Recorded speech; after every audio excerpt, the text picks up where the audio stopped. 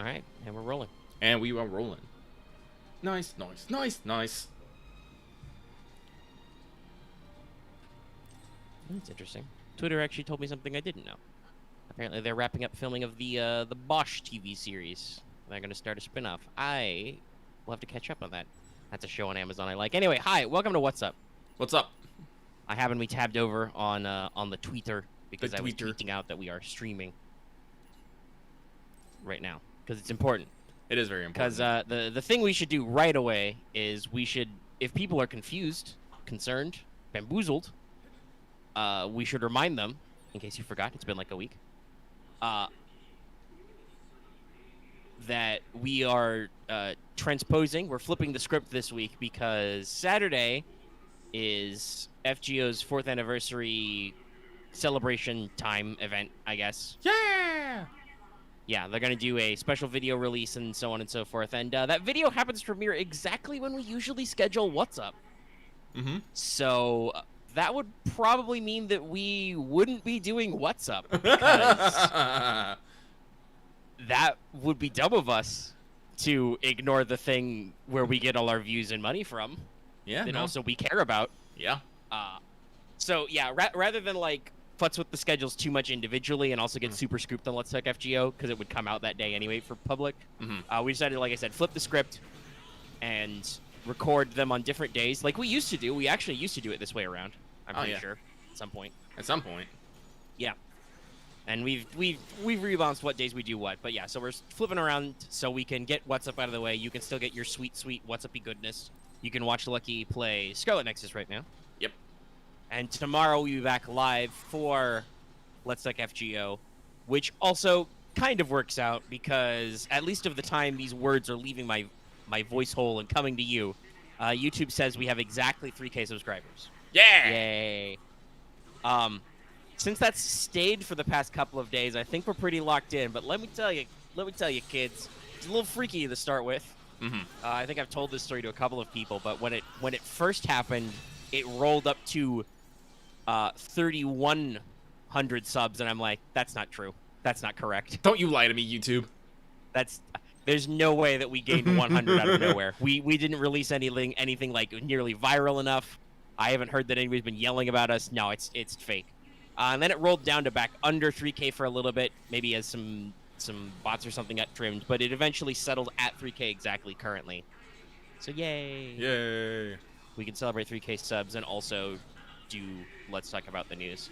And our plan is to basically pip in the video, picture in, while Lucky probably plays FGO or something. I don't know. He handled the technical back end for that. He'll figure it out. I was either thinking I could play FGO or I could play something like Extella. I'm not sure. Yeah, that could also work. I don't know. I think it's been enough years that whatever company would not be mad at us for playing Extella or Extella Maybe. Link. Like, I managed to put up all of my Let's Plays of Extella on our channel. It was only Link where they were like... They did the Atlas thing where they got really, really cock-blocky if you played the game for more than, like, half an hour and then probably relaxed it eventually. I don't know, but if... People in chat right now, what do you want? Do you want me doing, like, the last bits of Gouda Gouda 4 grinding, or would you rather see some Extella Link? Yep, let us know. There's 12 of you. Mm-hmm. Will it be on maintenance during the stream? Will it? I know it's early, but is it exactly correlating with it? Let me look that up. I know people have been talking about early maintenance, but let's do the math. Yeah, I actually haven't double-checked that, so I would not know. News. Oops, wrong one. I'll double-check it right now. All right. Lucky will continue to be anime man. I am so anime. I love it. Scheduled maintenance notice 7:03. Whoops, wrong button. No, I don't think so. It says 11 PDT, so it doesn't start until 11 Pacific time. Yeah. Wait, no, this is a 24-hour clock, isn't it? Yeah. So that would be 11 a.m. until 1800? That's 6. Is that 7? 18? No, that's 6. Yeah, so that should be over. Assuming we don't have extra long maintenance. Like, the time is... The start time is 7:03, 1100 to 7:03, 1800. Not that way. This way. There we go. So Oh, the stuff probably won't start until midnight rollover. Well, either way, I'll figure out something. I mean, even if it's a 7-hour, that's still 6 p.m. The stream isn't until the heck? 7 hour. 7 I took control of a drone. It's great. Electricity. We'll figure it out tomorrow and we'll double check because by the time we are doing the scheduling, it will know what's up, where it's going. Time is always our great factor. We'll figure it out. It'll be fine. It'll be fine.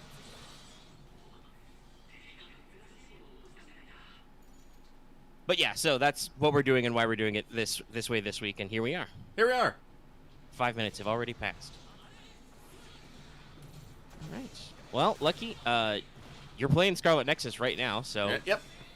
how long have you been playing Scarlet Nexus overall? I've got over 20 hours in it. That's pretty good hours. Yeah. Honestly, I'm technically not even halfway through it. So, as you guys can see, Scarlet Nexus is a anime as fuck, I should say, JRPG, where you basically play one of two characters who have psychic powers. You're part of this big, psychic wielding group, supposed to save people from, the others, as they are like to call, and as I am completely fucking thrashing as I hit them with a fucking crate. And, well, like I said, shit starts happening. I won't go into necessarily what happens. That's spoilers, nerds. Don't spoil. But one of the first interesting things I know about this game is actually there's two completely different storylines. Each for the main characters. I'm playing one of them right now. Ya boy, Yuto. I might have messed that up. And there's a girl named... I forgot her name already.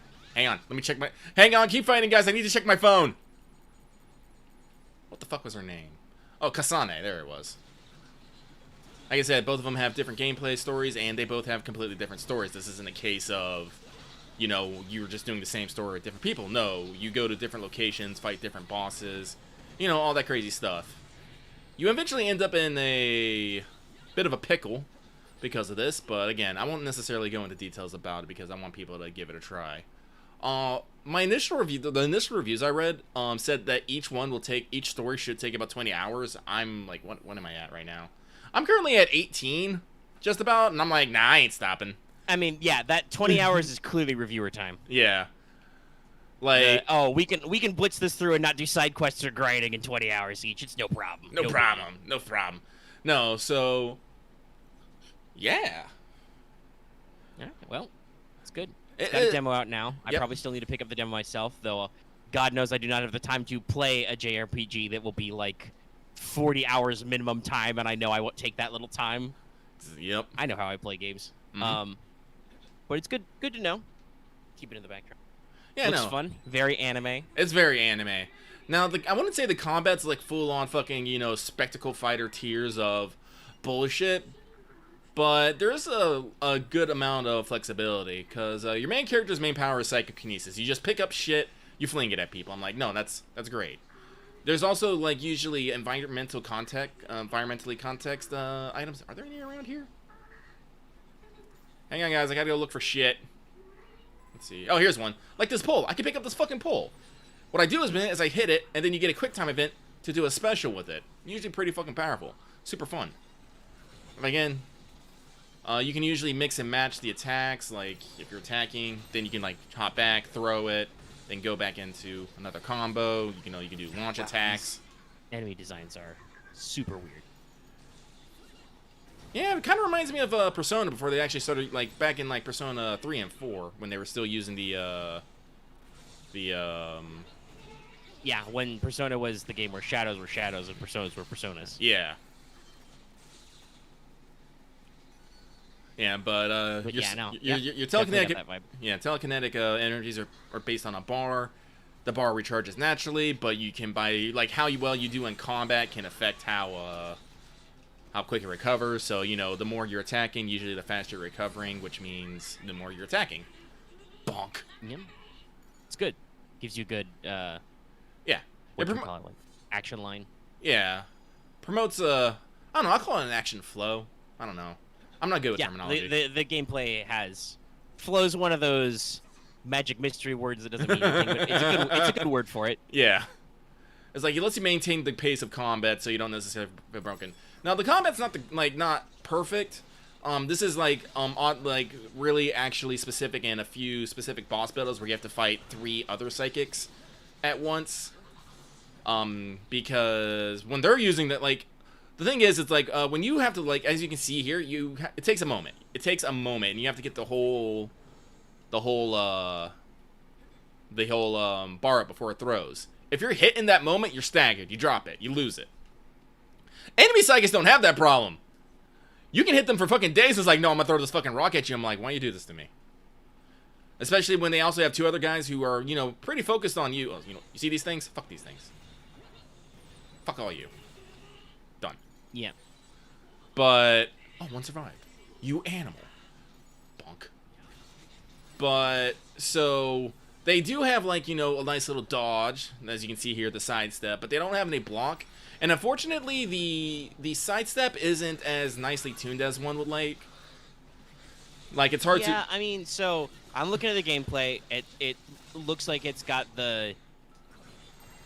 I guess I would call it the standard kind of middle-of-the-road action RPG. Yes, it's still action, but you do still have special commands, but it's not, full-blown action game tier, hey, you've got a whole sequence where you can dodge and do different combos type stuff, yeah. You know? Yes, Tyrannic King, this is Scarlet Nexus. It says right under the stream. He even listed the game. Yeah, I did. Compared to, Kingdom Hearts as an action RPG, right, yeah. where that is very, very heavy on the command string and different options and stuff. Mm-hmm. And that is always something that a lot of these more proactive games I feel like occasionally struggle with is the guarding v dodging kind of thing. We both had this issue with Strikers, which was even more action heavy, but still was block. What's that? Just dodge and equip auto dodge, nerd. Okay, but I would really prefer if just when you're doing these wide area attacks and some of this shit, if I could just block it maybe. But yeah, okay. So, game seems fun. Game seems fun. Very bright colors. Oh yeah. There's also a few other things. One of the things that they tried to sell this game on was all customize your psychic powers. That was a lie. That was a fucking lie. Don't believe it. What you can do is you can temporarily equip the powers of your allies, and for a variety of effects. Her basically gives your sword the fire element. Can set people on fire. That's fun. You have another dude, his power is... Actually, what they call it? It was scoliokinesis or something? Anyway, but it basically makes you immune to fucking damage for a little bit. Then you have a guy who can teleport, lets you teleport up into your enemies real quick. So, it's not really, really customizing, but as your friends grow and you get new people, you can have more psychic powers to pick from to do different things. Yeah. And they're all interesting and do nice stuff. I will say, this is something that I think the game did do well, is that for all your ability, for every psychic ability that your friends have, there's an enemy that it works best against. Okay, so some good classic rock paper scissors type shit. Yeah, no, normally with this guy, I would want to use the defense because these guys have very strong attacks and are very hard to stop. So normally you just want to go hard on defense to make them stop. There's some enemies that, are weak to burn effects. There's some enemies that are invisible, so I have to use clairvoyance. There's some enemies that, if you get close to them, will go into defense mode, and so you have to basically teleport to them so you can get in there before the defenses go down. It's a lot of little stuff like that. I'm like, no, man, that's great. But, yeah, it's customize it is not. No. What... This, I guess, is a little bit of customized. He's basically the level up skill tree is called the brain map, which I think is a great name personally. Basically every time you get levels, you basically you get a couple BP brain points, They're going very ham on the psychic shit, and I love it. Yeah. No, like we are full. Well, I can't believe I'm gonna say this. We are full on postmodern psychic society here. Well, I mean, you're in what looks like a post-apocalyptic Tokyo. Of course, you have to be. Yeah. Either the demons invaded, or you have to have psychic powers. You can't do it any other way. Well, the demons did invade. That's what's coming down. Like they did some weird shit to the sky. It's called. It was called the Extinction Belt. The others come from that. That's a great name too, by the way. Wow. Oh yeah. This is. And I'll phrase it this way to the audience. This is the type of game that I know exactly the person who would be super annoyed by all this capital letter proper noun shit, and I'm just like, no, I love it. I love it when you go ham. No, this game's with the Extinction Belt and the others. Yeah, yep. Psychic powers, yeah, I'm there. Keep talking. What else you got for me? So... Are there cults? Is the government secretly fucked up? Yes. Of course they. Am I gonna find a relic of the previous version of the world, and it will probably... somebody will tell me it will save everybody, but it's actually gonna fuck us all over? Yeah. I don't know, man. Like I said, I'm still in this part of the game where I'm like, I don't know what the fuck's happening, but yeah. I know tropes. But like most of these games, I love this. Whatever this genre is, I fucking love this. How long has it been since I talked about how much I love Siren? It's been a while. Man, I forgot. I don't think we've ever actually fully talked about Siren, have we? Because I've read it. We both love that manga. Yeah. It's rad if you haven't ever. Yeah, like look it up. It's really good. It's complete. It wasn't actually that long, but no, that was a huge influence on me as a kid in terms of like bullshit post-apocalypse anime powers. Yeah. The especially the main character's power set, like that. I thought what was the name? Melcheese's Door, I think. Like that. The way that worked out was like so interesting, and I just love that. Man, but it's a really good series. I should go read it again. But yeah, no, like honestly, I don't want to necessarily call this I don't want to call this cyberpunk because it's kind of this. It's not necessarily a dystopia. Like these ruins are ruins because the fucking others come in and is like, no, you can't fucking build here, and we're like, what? Why? Because like we eat your brain. By the way, that's what the others do. They try to eat humans and they eat their brains for power. But looking at it. So you can buy Siren on the Amazons, but there's a decent number of volumes, and they're all about $5 to $10. So I don't think I can do that right away. But maybe we can buy a couple sometime. Probably not right now. I don't know you kick when me. I will be moving. When moving will happen, and also we have new fun things as I tab over to National Hurricane Center. Oh yeah, hey, there's a hurricane. Hypothetically. It should not be a problem for this weekend, but looking at the current version of the storm track, by Tuesday or Wednesday, it's entirely possible that could be a problem. Though it is going to scrape along the length of Cuba, which involves some mountains. That will damp it down a lot. So it should only be a tropical storm once it passes over. But hurricanes aren't an exact science, kids. Yeah, no, this game. Oh, yeah, no. Well, at least, yeah, no. There's also more trippy shit. Like, you can do something called a fucking brain field. More capital letters. Here, check this shit out.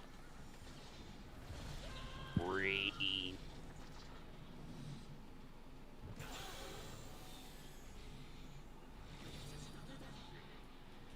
Where you just basically open up a fucking psychic field and you can just use your powers as much as you fucking want.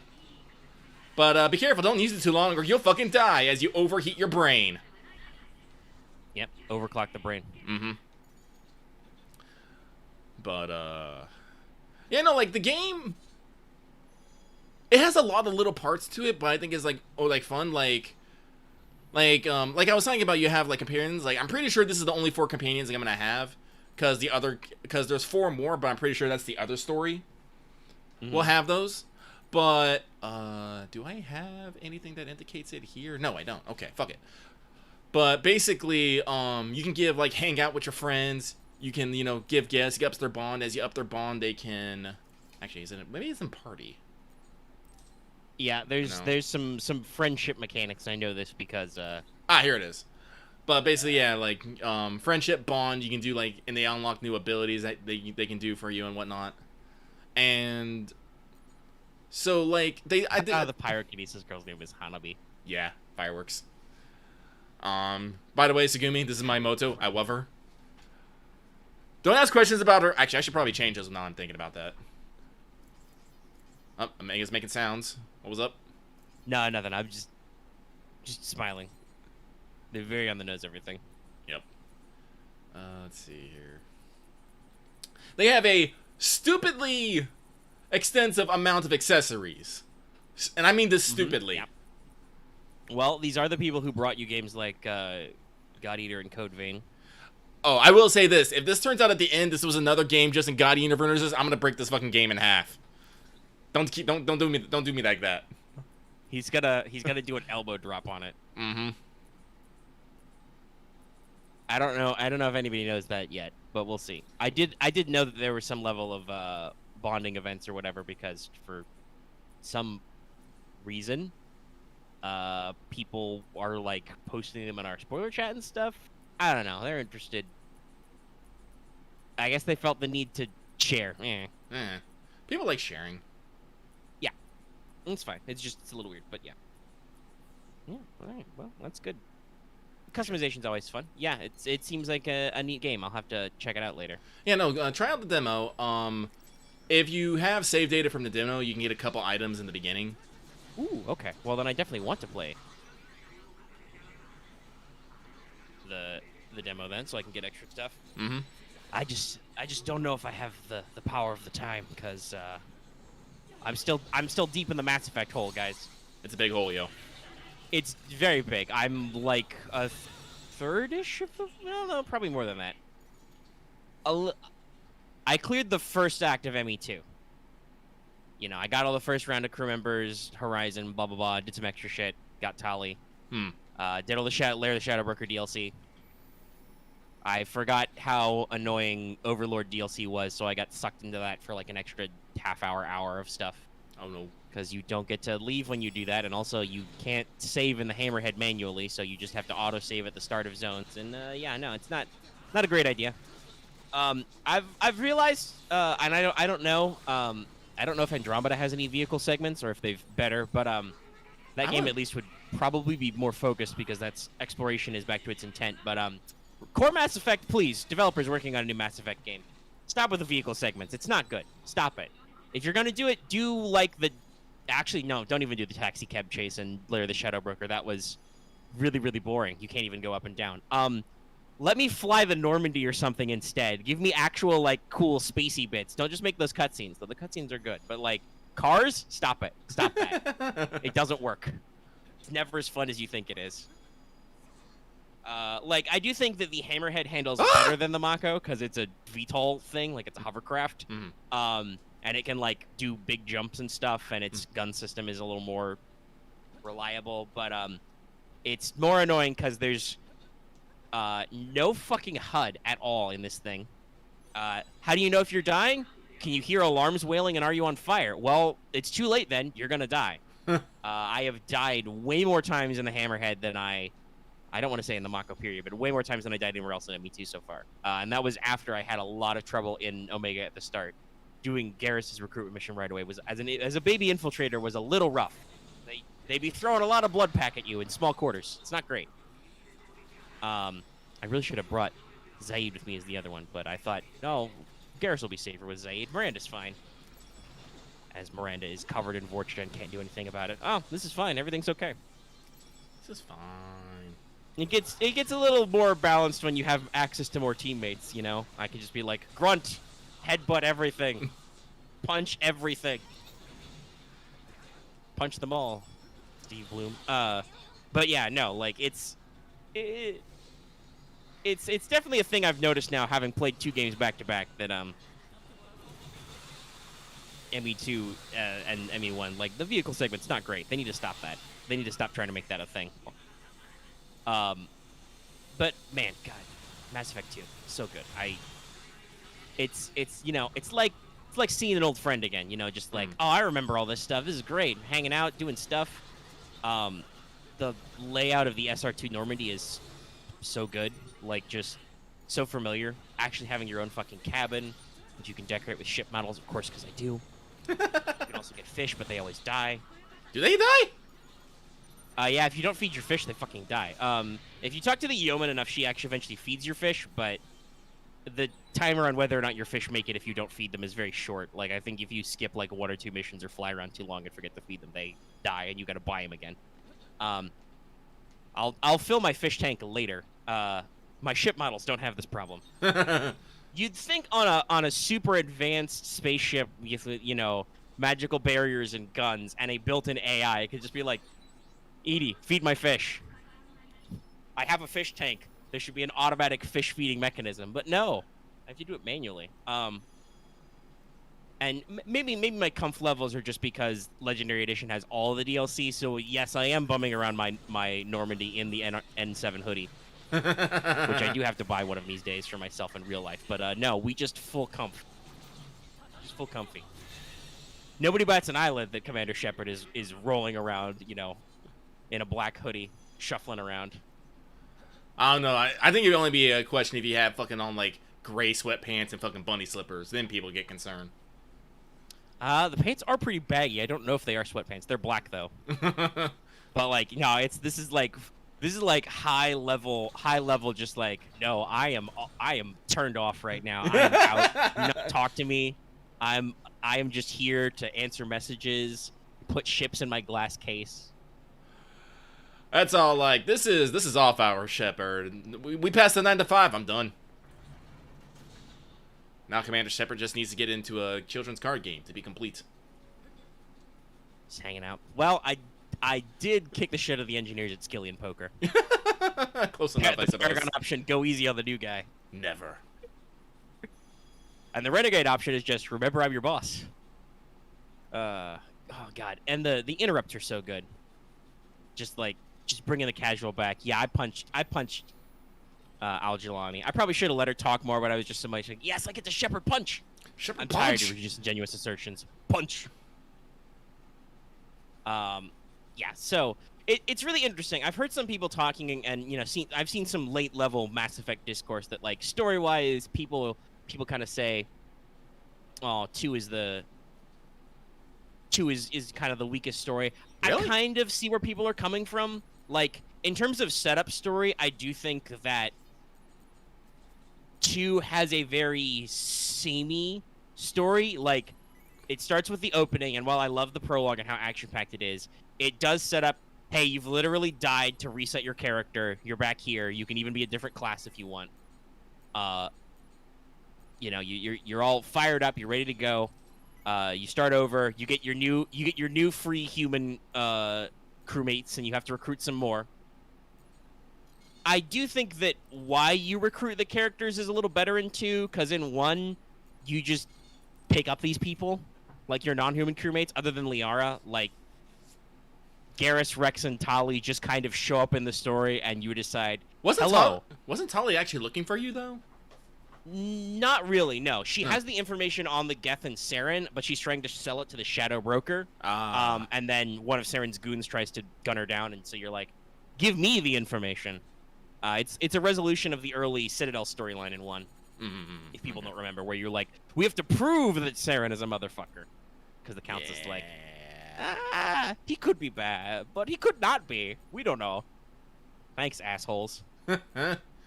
I'm only gonna let you live because I know that it makes the story better if I stop killing original characters, because I've realized there's a I think a universal truth to Mass Effect. You're free to kill as many people as you like throughout the story, but if you kill somebody, they will invariably be replaced by a shittier version of them. Like, I think every time you kill a major character, the person who replaces them in later games is crappier. Like, if you kill Rex, you meet a different Urdnot clan champion or whatever. I haven't gone to Chunka yet, but I will soon, because I have both Morden and Grunt's loyalty missions cooking, so that'll be great. But, like, the guy who replaces him is more of an asshole. It's just... arguably, the Vermeer Survivor is a more asshole version of themselves in 2. I know that I've been dead for 2 years, and for some reason I insist on wearing this big Cerberus logo emblazoned on my uniform, and also on my ship. Elusive Man, aren't you supposed to be subtle? This bugs me every time. Every time they show a cutscene of the Normandy SR2 docking, I'm like, Elusive Man, why is there a giant fucking Cerberus logo on the side of my ship? And the Elusive Man is just gonna... There's no time for subtlety, Shepard. You need to stop the collectors. I'll sacrifice anything, even subtlety, to save humankind. All right, thanks, Elusive Man. Give me like 5 more dossiers. I'll be back. Bye. Shepard, you're free to do what you like. But also, when I call you to do a plot-related mission, you can't do fucking anything until you do it. Thanks, Elusive Man. I didn't have side quests I wanted to do.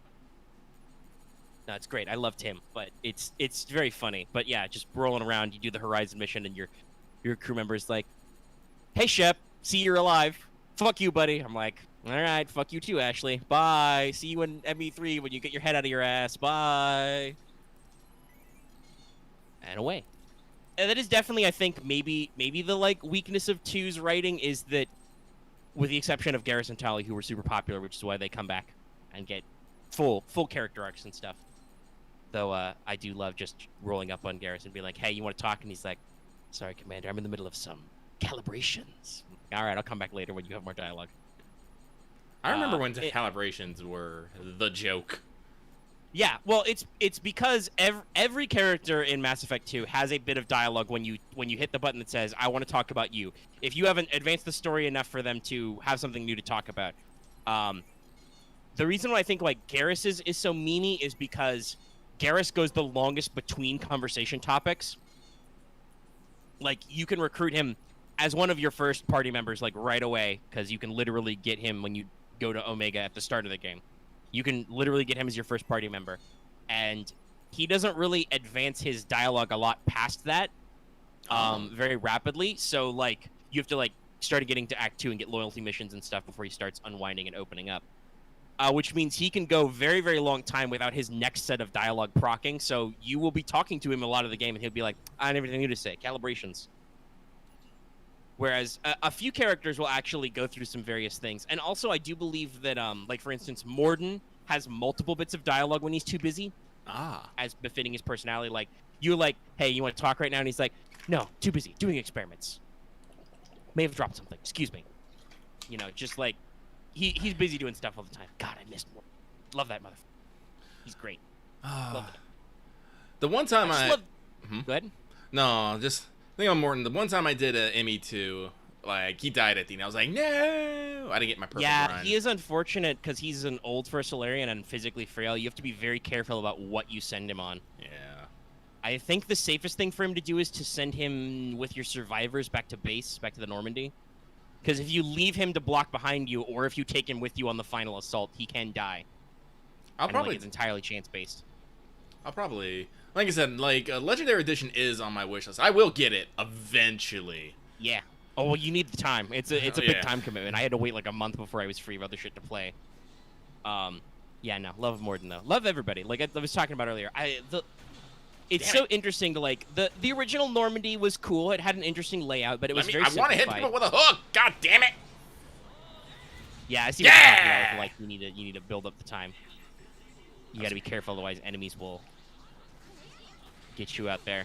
But you know, it seems like it's a big risk-reward system, right? Like, you get to hit a lot of area if you can pull off the psychokinesis attacks and stuff. Oh yeah, no, especially with the L2 ones, they're, like I said, they're environmental based, but that also means, like, because they're, you know, limited, they're usually the strongest. Makes sense.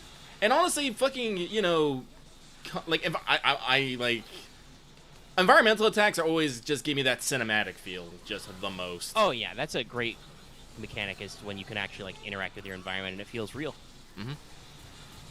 But yeah, so as I was saying, the layout of the Normandy in 1 is, like, it's cool. I love the SR2 version of the Normandy so more because, like, obviously you have your own crib. You can actually go up to the loft. That's cool. Having your own room with your own music player, interacting with all your own little customizable things. But just, like, you know, the extra space of the armory where you can switch your weapon loadouts very cleanly and not have to do the locker system in 1. That was really annoying, by the way, customizing people's gear loadouts between missions when you have to go to their individual locker and find it in the row. You know, just Commander Ship just digging through people's lockers like, you're going to wear this today. Not weird at all. Yeah. Whereas in the armory, you know, it makes way more sense because you're just like, All right, today I'm gonna issue this gun to this guy. You have a heavy Ow. pistol. Carnifex is for everybody. Love that gun. Carnifex heavy pistol. Shoots dudes dead. Still, I think I gotta wait a while before I can get my Widow, my super heavy sniper rifle. I got the 3-shot burst one right now. It's okay. The Sniper Widow? rifles are fun. Yeah, it's the heaviest sniper rifle in the game, the Widow. It's like a one. It looks like a fucking space Barrett. It's really powerful. I don't remember what the conditions are to get it. I thought you had to be like the one that lets you have all 4 weapon types, and instead of getting, it's like when you go into the hive place that are holding the survivors, there's a choice where you either unlock another weapon slot, but if you already have all the weapon slots, you get the Widowmaker. I could be wrong though, but because I remember it was like you either get another weapon slot or something, or you get a really strong sniper rifle. So I was like, Okay, so the M98 Widow is the one in 2. Where do you get this? Ah, the collector ship mission. Yeah, okay, Yeah, so I got to do that thing. You are right. Yeah, you go to the collector ship. Get the weapon for soldiers or infiltrators. yeah. Oh, for infiltrators too. Okay, you're fine then. Yeah, I'm fine. I can't get it. I knew because I played an infiltrator originally. It is interesting how they because in 1 obviously you can use all 4 of the weapon types. Yeah. But in 2 they switch it up so that only certain characters and classes of Shepherd can use each weapon. I think every Shepherd can use the heavy pistol slot, but your other 2 are dependent on your class. So like infiltrators are SMGs and sniper rifles. I assume soldiers are assault and sniper rifles. I think Vanguards are shotguns. I think soldiers actually gets all of them. I think. I could see that too. That could be a balanced thing because soldiers are pure combat. You don't get a lot of flash, but you get a lot of guns. Yeah. And then they added the heavy weapon system, which is pretty fun. I love how the heavy weapon system, like you pick up your first heavy weapon, grenade launcher, your first research rocket launcher. Though the rocket launchers in Mass Effect are fucking weird because it's just it's a huge gun with a rocket thing on the end. Like so, it's not a conventional shoulder file. You're just carrying a giant shotgun that instead of pellets of whatever out of your mass driver, it has a rocket in the end. Yeah, I think someone was skimping on design day there. Probably. How do we make a rocket launcher? I don't know. We take a shotgun model, we stick a little sight on it, we stick a rocket on the end. We have to make 5 billion versions of this model. But my favorite, I haven't unlocked it because it's very expensive, but my favorite is the I don't remember what number it is, but the Cane, the portable nuke launcher. What? Yeah, I think it was DLC only because. Oh, that's. But yeah. Or like it was in the special only in the it would probably be a DLC add-on because did you play Mass Effect 2 on the PS3? I'm because trying the to. PS3 version had some bundled in it. I'm trying to actually remember. Like it's so weird the things that I can remember than things I don't. Yeah, I mean, depending on the time, it might not even have mattered. It was a while ago when these games came out. It might have been on the Xbox. 'Cause I did used to own an Xbox. Yeah, that would. Yeah. Well, so Xbox. I don't know. They got some different. They had some different stuff scattered for different consoles, but yeah. It was a DLC only weapon in a certain update, but basically when you fire it, it shoots up a little like a little tiny rocket that goes all the way up, and then it comes down and makes a little mushroom cloud, Fat Man style. I'm about to say, sounds like a fat man. Yes, the M920 Cane. By the way, for our patrons. By the way, YouTube chat, you guys let me know if can you hear like the game or not? Omega said that he could. Omega said that he could, like listening to the preview, but I just want to double check on that.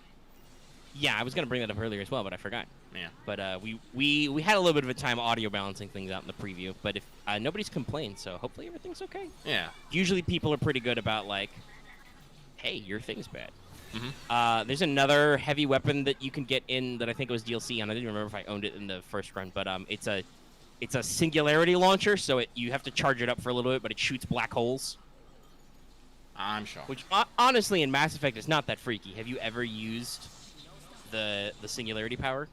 Well, yeah. I always played biotics on.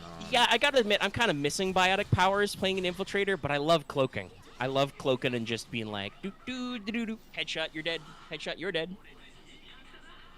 They're pretty fun, though. I think, if I remember rightly, I believe 3 expands your power selection from 2. Like in 2, you only get like, what is it? Like Shepard gets like 5 powers, including your bonus power, which your bonus power is usually based on ME1 is usually pretty lame. Like I think I always got flashbang grenade. I think you get more powers out of in 3. But I also might just be misremembering because part of my problem is I remember all of the different like power sets and stuff you could do in ME3 multiplayer, which was very diverse. So my brain on like what weapons and what powers are real gets very muddled. Yeah. Oh, by the way, to cycle back to Scarlet Nexus, this is actually my first game that I actually bought for the PS5 that is a PS5 game. I've just been playing PS4 games and those games. So this is the first game that I actually got to try that uses the haptic feedback feature. Ooh, you having fun with that? Well, yeah, no, it's interesting. Basically, anytime I pick it up, I just get that resistance from the controller. As I, Yeah, you know, it's really great. It's really great. And then when I launch it, it just goes away. It's just like, oh, I released it. I was like, ooh, that's good. I love this haptic feedback. Haptic feedback's really good, yeah. Yeah. It's not in every game. Mm-hmm. But yeah, so I'm having a lot of fun playing ME2. I'm really, you know, all the fun load out of the larger Normandy. I think like the larger size of the Normandy, though obviously like just the whole like ship layout thing, that's very cool and comfy, and I love that in games, like being able to walk around your own little ship and having all these little areas, you know, like well, go to the tech lab, talk to this guy, you know, go to the armory, talk to Jacob. That's you what I. the Shadow Broker. You can watch a footage of Jacob doing, you know, armless sit-ups because he's trying way too hard. Jacob, calm down. You can also get they had a lot of fun stuff in the Lair of the Shadow Broker DLC. You can, because Shadow Broker is an information broker, like you can, when Liara takes over for him. That's not a spoiler. That's, well, I mean, it might technically be a spoiler for 2, but by the time that Mass Effect was always really bad about having loads of canonical DLC. So by the time 3 happens, when you meet up with Liara again, she's like, hi, I'm the Shadow Broker. I'm going to reroute all my controls through my office on the Normandy. Let's hang out, Shepard. We've decided this is a thing. Okay, cool. If you didn't play that DLC, you're super confused. Which, by the way, did happen to me with an ME2 DLC. I've never played Arrival before. I'm going to play it now, this time. But, yeah, the reason why you're back on Earth in ME3 as Shepard, you're technically under investigation because at the end of the Arrival DLC, you, I think, crash an asteroid into a Mass Effect relay. Because the Batarians get indoctrinated, as if they needed an excuse to be assholes. The Batarians get indoctrinated, and they're going to let the Reapers in through a mass relay, and you have to blow it the fuck up. So the Reapers don't get another cheaty way in. And so, you know, you're on trial for war crimes at the start of ME3. Ah, sounds like war crimes. And I believe that's I've never had to do it, but I believe that is if you're playing ME3 as your first Mass Effect game, like if you decided to play it on the Wii U or something for some reason, that's the excuse they have to, like, figure out what your previous decisions were and stuff, is you get put in front of the you know, the military court, the court martial, and you basically get to fill in all your history and stuff. Neat. But yeah, so, like, that was kind of like, oh, I guess that happened, you know, kind of a thing, right? So that'll be interesting to see that bit of story for the first time. Because, to be real, Mass Effect was kind of a pain in the ass with DLC, all 3 games. Oops. But the gameplay's way better. I think in general the tech is better. Like, I think that for its novelty, for being the first one in the series, and really establishing a great tone involving, like, the Reapers, the Geth, all the different species that 2 kind of, you know, has to build up on and stuff. And even then, the Collectors are kind of samey. Oh, we're attacking humans for some reason. Blah. One of them says, assuming direct control a lot. It's a meme. Assuming direct control. This hurts you, Shepard. I'm kidding. I love Harmony. It's great. But I think the engine got a lot better because, like, Man, there's a lot more actual like cutscenes in ME2 where people do stuff. Like biotics look really cool in 2 because like even in the core game, like I believe this is something that happens when Samara gets introduced. I haven't done her recruitment quest yet, but I believe this happens where she like, jumps down 2 stories and just fucking floats down with her gravity powers. In Lair of the Shadow Broker, like Liara gets into a full-on biotic fight with another Asari, throwing shit around, jumping through things, floating. That's also a really weird boss fight because I think that's the first time. No, I mean they have other vanguards, but I feel like they didn't give enemy vanguards the ability to charge before. So like when you fight this other Asari who's working with the Shadow Broker, she actually does the biotic charge around the arena and like pops in and out.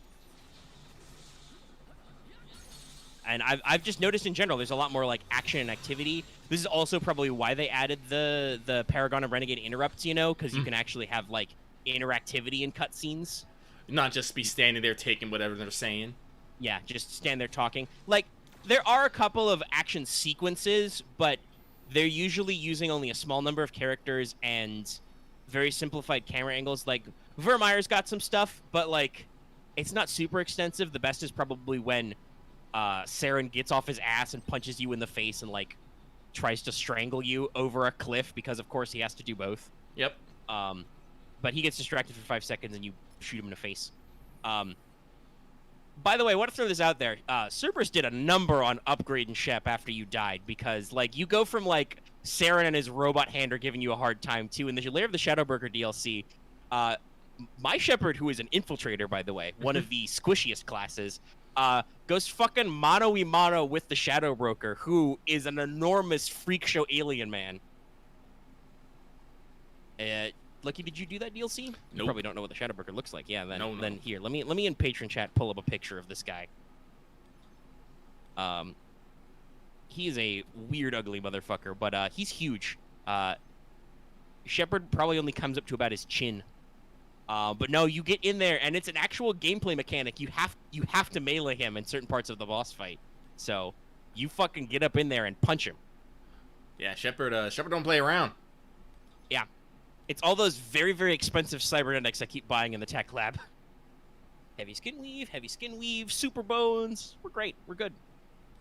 As opposed to, like I said, where Siren manhandles you pretty hard in ME1. But there is a scene with, like, the Vermeer, well, at least the version I did, where you let the person who is guarding the bomb die. Where, like, oh no, they're wounded, they're laying down behind the bomb shooting some Geth. There's like 3 Geth tops on screen at any given time, that are just kind of standing there. Like, they're not very advanced cutscenes, so it's interesting to see them actually get in there. And I in general, while the gameplay is kind of like like the story beats are kind of rehashy, the gameplay is way better, and just everything about the engine seems more involved. I think, though, this is where BioWare learned how to do some of their big RPG sequels a little bit better. Because, if I remember rightly from the timing, this would have been, I don't know, was ME2 before the first Dragon Age? It was definitely before DA2. Well, yeah. Which, while obviously DA2 has problems because it was kind of rushed, like, story construction-wise, DA2 did the much smarter thing of, like, hey, this is the same universe, completely different characters. You'll get some cameos, you'll get some fun stuff, but we're going to shift where the setting is and where the characters are, so while we can make your decisions from previous games matter, we don't have to explain why you're suddenly level 1 again or any of that stuff, and it works a lot better. So, that doesn't work with the way Mass Effect was set up until they, did Andromeda as a side game. But then in Andromeda, they went to a completely different place with completely different characters. It's interesting how that works. I will definitely... Andromeda is now my list to pick up after I beat all these, so I can see it for myself, because I'm sure the game will be perfectly functional. I just wasn't interested in picking it up right away when it came out, because I heard that it had, issues with, like, some bugs and some graphic weirdness. But they eventually all smoothed that out, so it's probably okay now. Probably. But yeah, no. ME2, having a lot of fun. Eager to play it. I'm gonna be very sad then when I get to ME3 and then I'm like, oh, I can't play multiplayer. There's so many classes. It was a lot of fun. It's interesting to see BioWare stretch their muscles with their own game design, right? Because like when you think about the player characters, right? Obviously, so Shep's different classes have a couple different powers, and in 2, some of them get their more unique powers. Like infiltrators get to cloak. Vanguards get to charge, which I have played a Vanguard before in 2. Biotic charge is very fun. I love it. Yeah. No, that's if I were to switch classes, it would be to Vanguard. No, that's what I played usually. Yeah, Vanguard's great. Just, oh hey, you're over there. I'm over here. You're dead. Bye. Bye. But, and you got your own characters. The party members have their own unique squad powers they unlock after you do their loyalty missions and stuff, which is cool. But like with 3's multiplayer, they did so like I talked about this before. Fucking Volas were playable. You could play a liberated collector, so you could have a collector player model, but not be an asshole. There were the N7 classes, which were special, which were like humans, but super, super advanced, which meant they had lots of bullshit powers. The Infiltrator version did like a fucking short-range teleport. I think you were supposed to be cloaking, but it was like teleporting. And you had a fucking katana as your heavy melee attack. You could also do Kasumi's power from 2, where you could literally teleport behind enemies, nothing personnel kid. Like, they did so much interesting things. Even Shadow Broker in that image you can see has like an Omni-Tool shield. I believe that was a power for one of the N7 classes. Ah. The only downside was that I think a lot of the stuff, if I remember rightly, everything was kind of loot boxy based because that was the time. So, you never were guaranteed to get classes unless you spent real money. You had to play games and get points. But you could technically do it all free. And I got a lot of different classes that I played around with and had a lot of fun. You got to play as female Turians for the first time in ME3 multiplayer. I think it was one of the few times you even saw a female Turian model. Mm-hmm. It was a great diversity of gameplay that I am going to be sad that I'm not going to get to experience going through just playing Legendary Edition, at least so far. But yeah, no, it's fun. I'll have more to say I think when I get through everything. My one I think drawback to ME2 is I immediately, once again, because I know about like the suicide mission, all that stuff, I'm like I immediately have the agita. Like I immediately have the agita about, am I buying all the upgrades? Is everybody upgraded? Are you guys good? When do I run out of time? When does the clock start? I don't want anybody to die. I don't give a shit about the achievement. I just don't want any of my precious space children to die. They're all important to me. Even Yeoman Chambers, even though it sounds like, according to Dr. Morden, she brought an alien STD onto the ship. It's fine. It's great. She answers my mail. She tells me when Jack is being surly down in the cargo bay. When Jack is being a gremlin, hiding in the shadows, and eventually she'll feed my fish. Just one kooky family on the Normandy.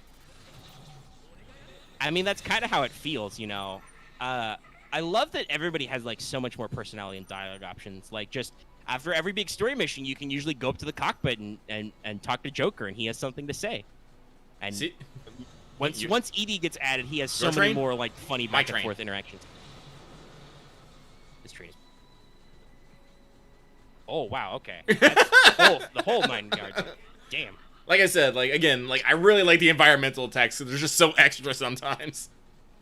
That's good. Like, I was wondering if you would maybe like take over the train and like drive it a little bit, or you would just like move it out of the way of the door. No, we're just gonna fucking throw the train. Oh no, there's in another section there's buses, and if you take control of it, you can actually drive the bus around and run it into things. Nice. It is nice. The only other thing about Mass Effect, I think, is this Mass Effect is one of those series that has always niggled at me from a tabletop game design space. Oh, really?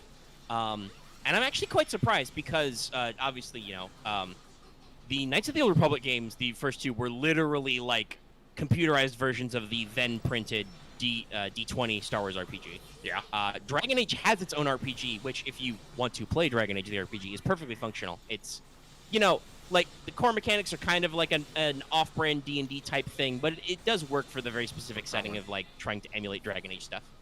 I've run it before. I believe Lucky's played in some of those games. But I've run them for the group as well. Like, it's a thing. But there's no like official Mass Effect tabletop RPG, which kind of surprises me because it has like, it's got defined classes, it's got defined races who all have stuff, and I'm just like, now this combat system would port really well. When I'm done catching up everything on Gensakai, and when the Twilight Imperium which is the space opera setting, comes out for Genesis, I will probably take my shot at trying to do a Mass Effect convert if somebody else isn't already doing a better one. I don't know. Just because it feels like it slots in so well. Like, it's being a computer RPG, it becomes a tabletop RPG very easily.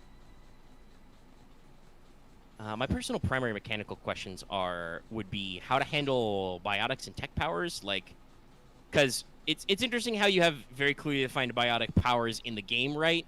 Well, honestly, my immediate plan is just borrow from the spell system and basically like, basically assign like a biotic skill. You roll that, and you can and you can choose from one of the effects. You know, successes and advantage to do like special things with it. Yeah, that was probably where I was gonna go, but that was my question of like, okay, so should individual biotic powers be like talents, or should this be like the music? Not music. Though you can do verse magic. Mm-hmm. The magic system where just you have the biotic skill, which you probably would need anyway, but you have a biotic skill and you use it for different stuff. You can use it for utility stuff like just floating places or throwing things, or you can actually I mean, you can also just build out stuff. And who knows? Like this is a thing that we don't know if it will, because I don't know much about Twilight Imperium. I'm gonna guess there's probably psychic powers in it though, because it's not a super hard sci-fi setting. Mm-hmm. That may be something that they address with other stuff. I know there are talents that can do that, like well, honestly, if it's if there's a space opera, they're gonna be patient. They might like try to do some sort of force equivalent. Like maybe they'll bring up how to make like some sort of like force rating and stuff, and that could be your biotic power. Yeah.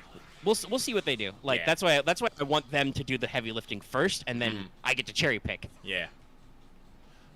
So yeah, that was the other thing is like how to do certain tech powers. Like you can probably just do like say for instance like the AI hacking or dampening powers. Just be like, okay, you have computer skill, you have an Omni tool, which is like a piece of gear you have that lets you do checks. You can like do computers checks to like temporarily hack enemies or whatever. That kind of thing. And from there, it would be pretty easy to model.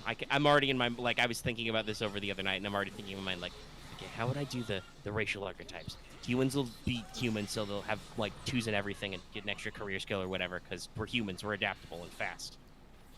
By the way, that is something that shocked me about the Mass Effect setting. I didn't really put it in my head in 2, but it's made a big deal of more in 1, where, like, humans are advancing freaking fast. Like, our first contact war was, like, that was Ashley's granddad was a grown-ass man during that war. Like, that's how recent it is. I think it's only, like about 40 years ago that it happened in ME1, and I'm like, damn, we're already got inspectors and getting put on the council and all kinds of stuff.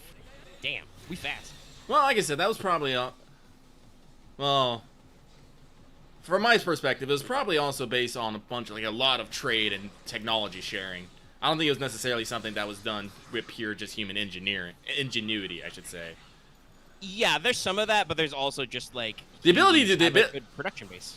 Oh yeah, but I also say I think it's more important that humans in 40 years will be able to accept and be all like, yeah, no, humans. I mean, aliens are alright. They cool. I might want to stick my dick in that. Well, and some humans aren't still. There's organizations like Cerberus and Humanity First and stuff. And you have to have some very I don't even know if it's HR. Have to have some very people relations questions with Ashley and Emmy Wood down to the hold. As Garrus and Rex give her awkward sideways glances. Go to Chief Williams, do you have a problem with aliens?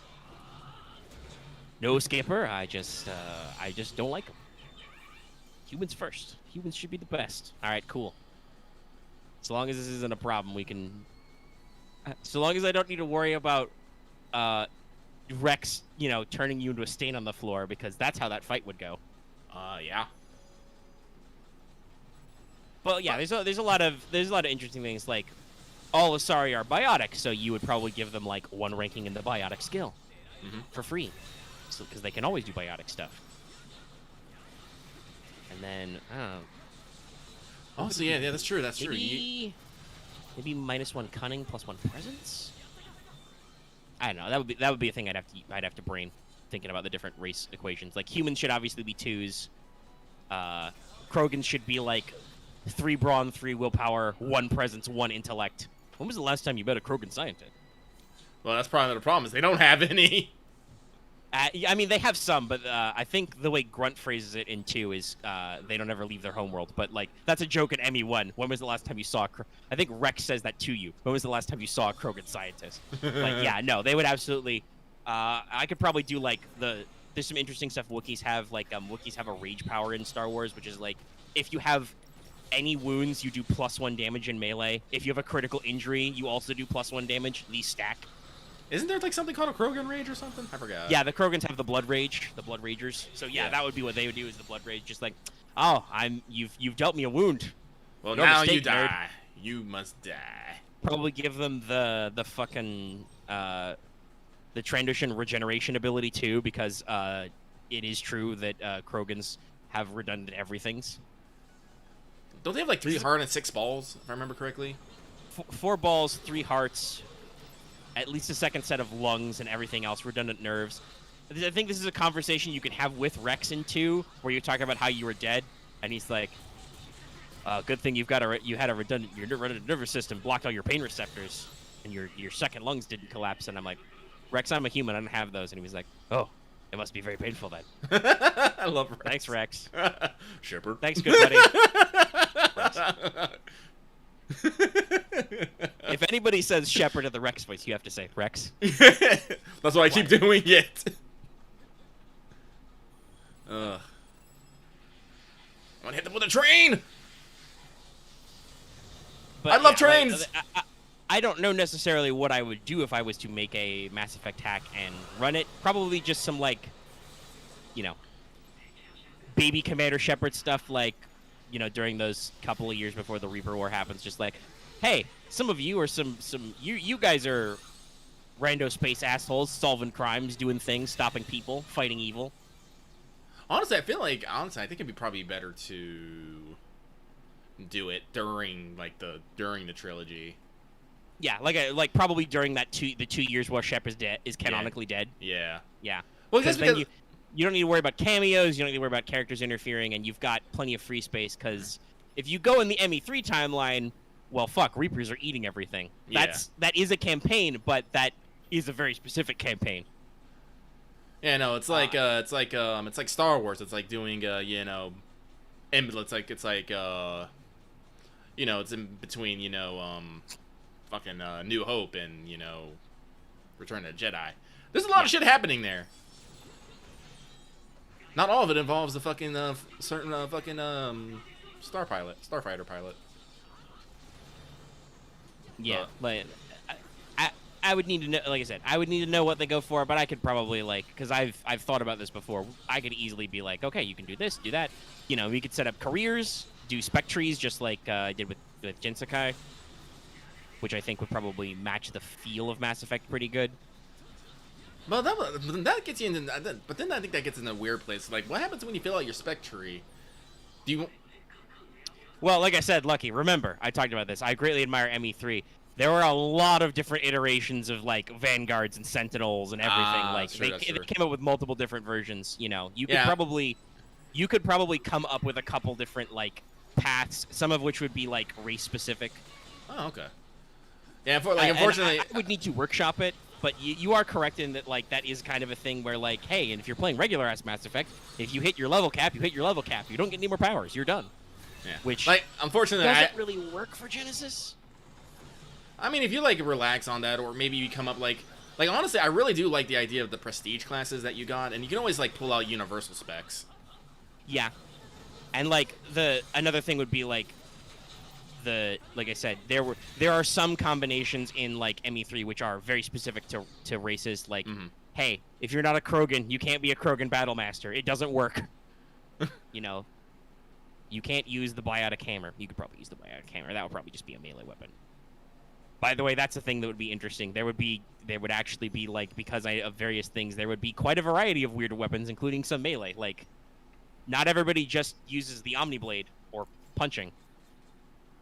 That was the thing they did also add in 3, was heavy melee attacks. If you hold melee, you did a heavy attack, some of which uses the flash fab and your Omni tool to make I think it's a monofilament quartzite blade out of thin air, and you just stab a guy with it. Jesus, it's great.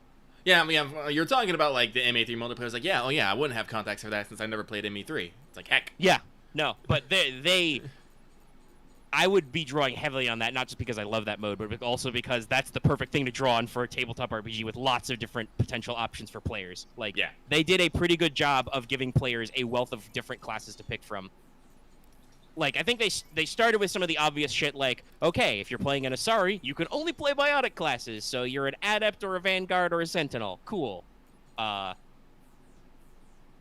Turian biotics are super rare, so when they launched, Turians could only be tech or combat classes. Humans could be every class, because humans, yay. Yay. I think Quarians could only be tech classes. And Krogans could be a couple of things. I think they had to be soldier subtypes, so they could be, like, Sentinels or Vanguards or soldiers. Wait, no. The Infiltrator's technically tech combat. I don't remember. I'd have to look it up. I would do... the beauty of working from a pre-established setting when making a hack is that there's lots of research you can do and lots of ideas you can come up with from the actual thing. You don't have to keep making up shit yourself and writing your own shit down as you do. I did not get a lot of that done this week, though I did get a little. But yeah, no, if my players are interested in it, like I said, and if that Twilight Imperium thing comes out, that's the can I make Mass Effect a tabletop is a question that has niggled at me for years, so I would probably try and solve it. And then, we can go around punching Bloodpack, Blue Suns, Clips. Lucky can hit on Asari strippers in the bar. I will not just hit on the sorry strippers. Well, the thing about the Asari is I can guarantee there will be Asari strippers because that is kind of their problem. Yeah. I love. I met her because I went to Island to do Liara stuff. I love Matriarch Ithlia, the Asari matriarch bartender, who's part Krogan. I love her so much. She's so great. Yeah, and I love how at least in 2 with like Lair the Shadowbroker, which again, if you haven't played that, you wouldn't know. But the Lair the Shadowbroker heavily implies that Matriarch Ithlia is Liara's other parent. Because she's a pureblood. Like, there's because they have these video files they do in Slayer the Shadowbroker you can watch on the Shadowbroker's computer, because it gives you another little hub area you can hang around.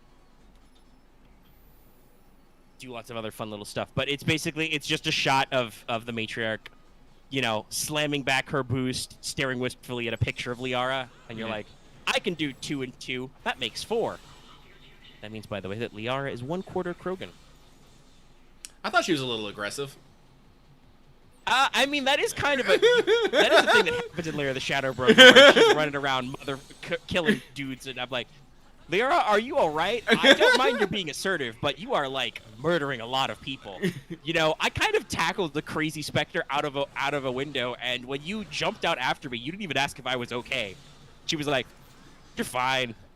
I'm like, yes, correct, I am fine, but, honey, baby, you could show a little more concern. You get, like, at the end of, like, the first bit of that DLC, you get, like, 3 Paragon interrupts in a row, which are all just like, Liara, calm down. Take a second. Breathe. She's like, no. Get some booze.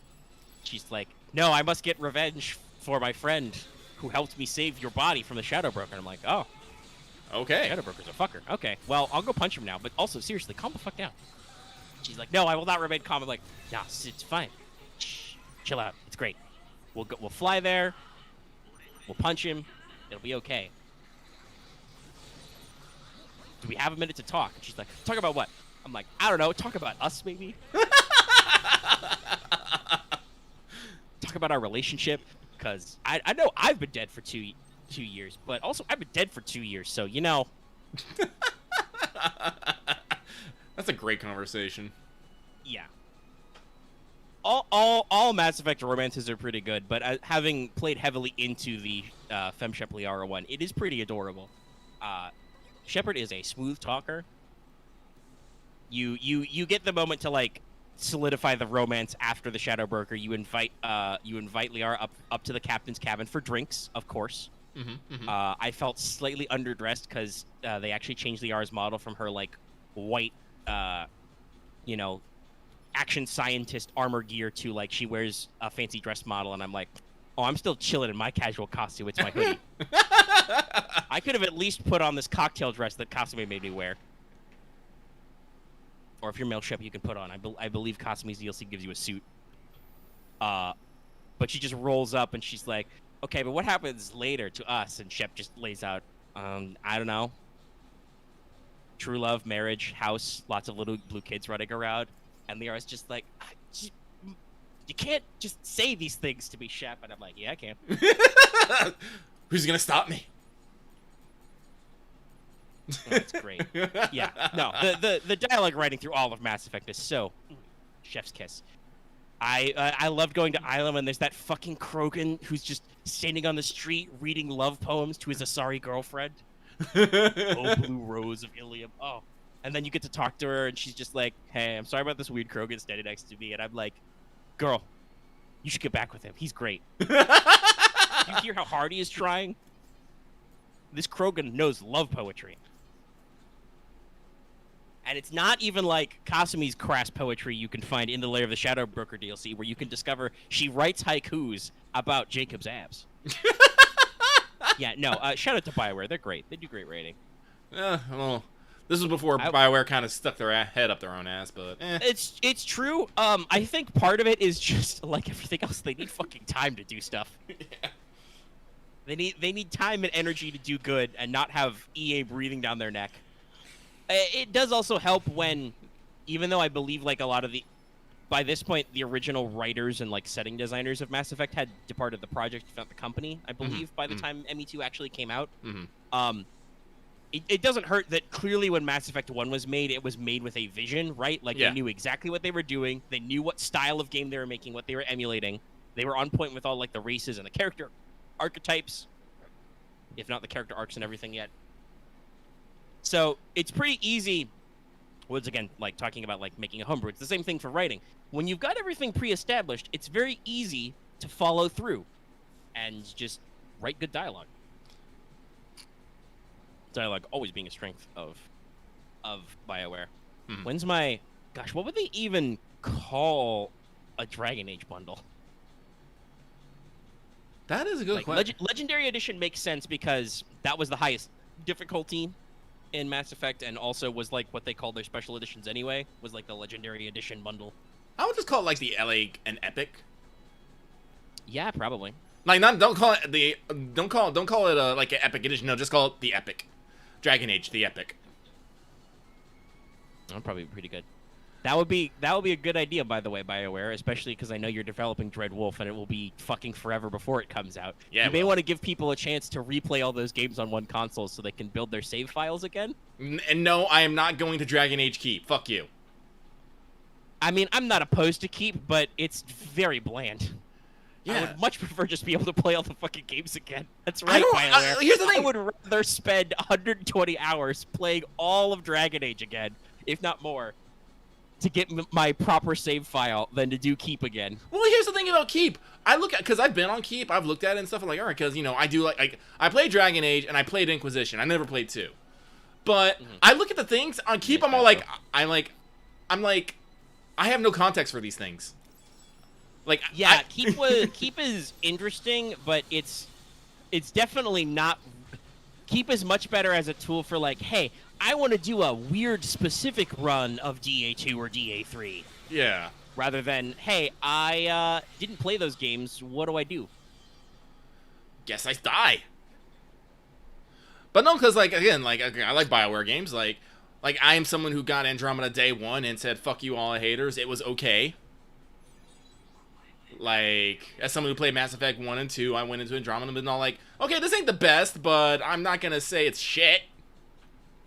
Yeah, unfortunately, having an okay game with some technical flaws after ME3 being controversial, and honestly, most of that just from coming out probably a couple months too early. Yeah, it happens. Because they did the director's cut version of the ending, which I'm sure was... Like, a lot of that stuff was probably planned, they just didn't have the time, and they're like, fuck it, we'll simplify it. And then people were like, what is happening? And then they're like, all right, fuck it, we'll unsimplify it. Give us a couple months. We'll finish it up. Polish out the assets. I will always remember Marauder Shields, the true final boss, saving you from the ending. Yeah, Marauder Shields, the last guy. I remember the memes. Yeah. But like back on your talk on Mass Effect tabletop, like if I was to say like right now as I am right now, I'd probably be playing it, but I'm not like on board like yes, do it. I'm just on No, that. you're not living and breathing Mass Effect like I am right this second. So you're just like, I like Mass Effect. That could be cool. Yeah. But like I'm pretty sure I'd be a little bit different if I'm like in the middle of ME2 and I'm just all like shit is happening. I'd be like yes. I'll be talking about all the guns I want. Is like I'll be trying to be like give me gear porn Omega, give it to me. I mean, I love gear porn, so I probably would do the thing where I would design way too many. Well, I mean Star Wars does too, but I would design way too many guns by being like putting every single model of gun that's in like ME2 and 3 in the game with different stats. Yeah. Like, oh, this is the 3-round burst sniper rifle. I'll give it linked 2. Have fun. Oh, machine pistols, auto fire, but inaccurate because they suck shit. God. By the way, submachine guns are pretty bad in ME2. Like there's an upgrade you can buy to give them shield penetration, which is cool, but otherwise I'm like, God, this is just such a spray and pray nonsense. Give me the Carnifex. It is Friday night. Yes, we talked about why it's Friday night about an hour and 15 minutes ago. We going. This has been like half, no, not even half. I'd say this has been like a quarter, Scarlet Nexus in like 45 minutes Mass Effect. Yeah. Well, much like our love of Siren, we do both love Mass Effect, or at least like it a lot. I'll probably, like, I a lot of stuff. I can't fully say that I love it as I never actually played 3. I'm only 2/3 of the way there, but I definitely am interested in still playing 3. So I definitely say I like it. Yeah, and I like the setting a lot. Mm-hmm. Obviously, there's, emotional relationship with characters and all that stuff, but Mass Effect did a lot to rebuild the classic space opera, I think, and it does a lot of pretty good things with like how their setting works and like staying consistent with like how do biotics work. Biotics aren't even actually psychic powers. They're literally gravity powers because that's how our system works with Mass Effect, the Mass Effect, and EZO. And they did pretty good stuff designing like all the way the core races you meet work. Like the Asari are the sexy aliens, but also really dangerous because they all have magical powers. I'm trying to think. Turians are the militaristic aliens. Like honestly, I'm trying to think of like specifically video game sci-fi franchises that are big, and like you can definitely say Star Wars is up there. Then you got you got this weird Star Trek. Like Star Trek doesn't have a lot of games, but usually they're like like what do I want to call them? I don't know, ship commanding things. Yeah, they tend to be simulators or ship command based. There's been a couple of FPS games over the years that are like obvious Doom or Quake clones, but they're a little weird. Yeah, and then I think probably the other big one is probably 40K, but yeah, 40K 40K has an incredibly mixed deal when it comes to the video gaming end. Like occasionally you get a Dawn of War, which is just hey, it's an RTS game. It fits perfectly because originally this is a strategy war game. And I've heard people say they like Space Marine, but I remember Space Marine being kind of middlingly received at the time because it didn't really, from a video game perspective, it didn't really do anything new or interesting. It was just like, yes, you am Space Marine. You sure am punch orcs good. And hey, if that's what you're in 40K for, like, more power to you. But that doesn't really do anything different than, reading another 40K novel or playing a tabletop game with your Ultra Smurfs does. Yeah, and of course there's a lot of other like good sci-fi like games, but like not necessarily franchises that have like big sweeping worlds and a lot of lore. Like I love Dead Space. Metroid, for instance, huge game series. Yeah. Is there really anything to like know about Metroid's like setting or lore? Well, I don't know. Like I've played a couple Metroid games. I like them. I know there is some backstory and character arc to Samus Aran and the Chozo and stuff, but like you just go into holes in the ground and shoot guys. Well, I mean, like they've been working more on the story and the lore in more recent entries, like with like Prime and of course the controversial Other M. But Yeah, people don't like the storytelling stuff they tried to do in Other M. I don't know anything about the gameplay of Other M. I just know that people didn't like how they handled Samus as a character. But like when you think about like, you know, Star Wars and Star Trek, that is, you know, worlds upon worlds of cultures and dialogue and history and war. And like, you know, you can, like I said, like you can literally make a tabletop. I don't know if I can make a tabletop out of Dead Space or fucking Metroid. I don't think I could.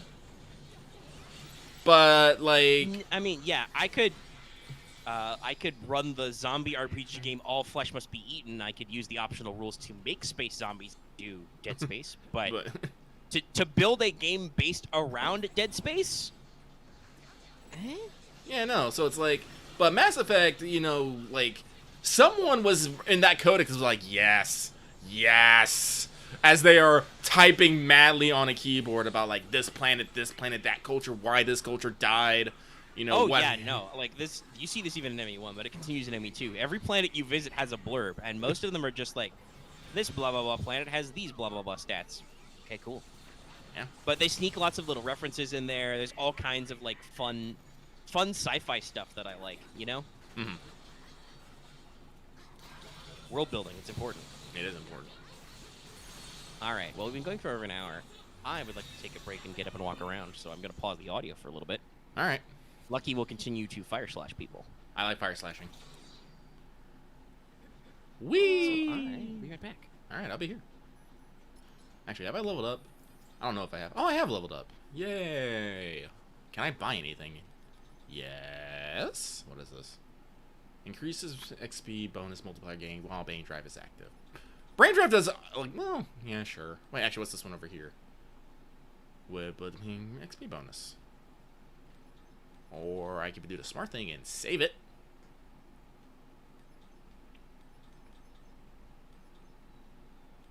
Actually, I should be saving up to get more brain juice. Brain juice! Yeah, I'll save it. Oh, don't look at story.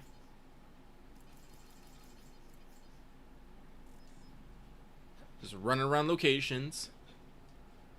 Punching others, gaining XP. So when I go up and fight more bosses, they won't kick my ass immediately.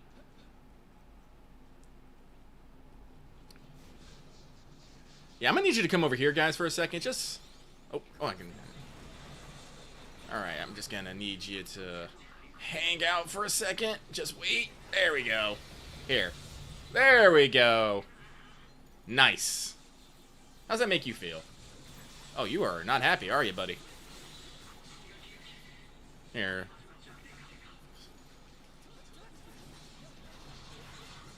Big explosions.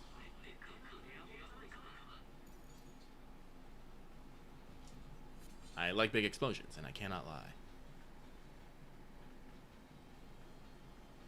Are we done this way? Oh, I gotta go back.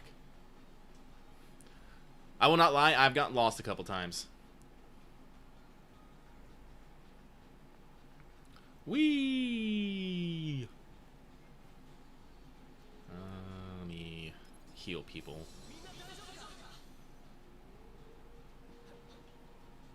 Alright, I's back. He's back. I'm pausing it. Yo, we are rolling. We roll. So I talked a little bit more than Mass Effect than I was thinking I would. Only a little bit. Only a little, you say. But, you know, gotta fill the time, because I haven't really done too much else this week. Obviously, we're a day earlier than we usually are, so that's a little less time to get things done. Not that I usually get a lot done on a Friday, because we record Let's Talk, and then I have to edit audio and upload and all that stuff and get it out to patrons and whatnot. Well, actually, you're probably gonna have a fairly free Friday night then. Yeah, I'll probably use it to play more Mass Effect. I don't know though. I could do the other thing if the people are around. I could do the thing for progression, because a new episode just came out today of that. That is one of the reasons why I haven't had a lot of free time. I talked about this with Lucky for something that will probably come up on Let's Talk, but I myself have been trying to get ahead of my own production schedule. Oh, by the way, if you watch the stream, I will show you this bus ability I was talking about. Because fuck all these guys. This thing. But, yeah, so, like, I've had a lot of the works to do this week in the starting week of a new month. Because I had to very quickly produce it's a relatively short wanted, but I had to produce a wanted really quickly to be ready for tomorrow. Because the thing happens. Yep. Damn it. I also, as talking about progression, we are entering a new season of progression based on a new series of Yu-Gi-Oh! Where we've left GX, we're now in 5Ds firmly. When that happens, I like to, refresh the graphics package. I've got a new thumbnail style that you can see on our latest video. I like to double-check the music. Not only add new music from the associated anime, which I'm very glad I did, because holy shit, the 5Ds OST is pretty sick.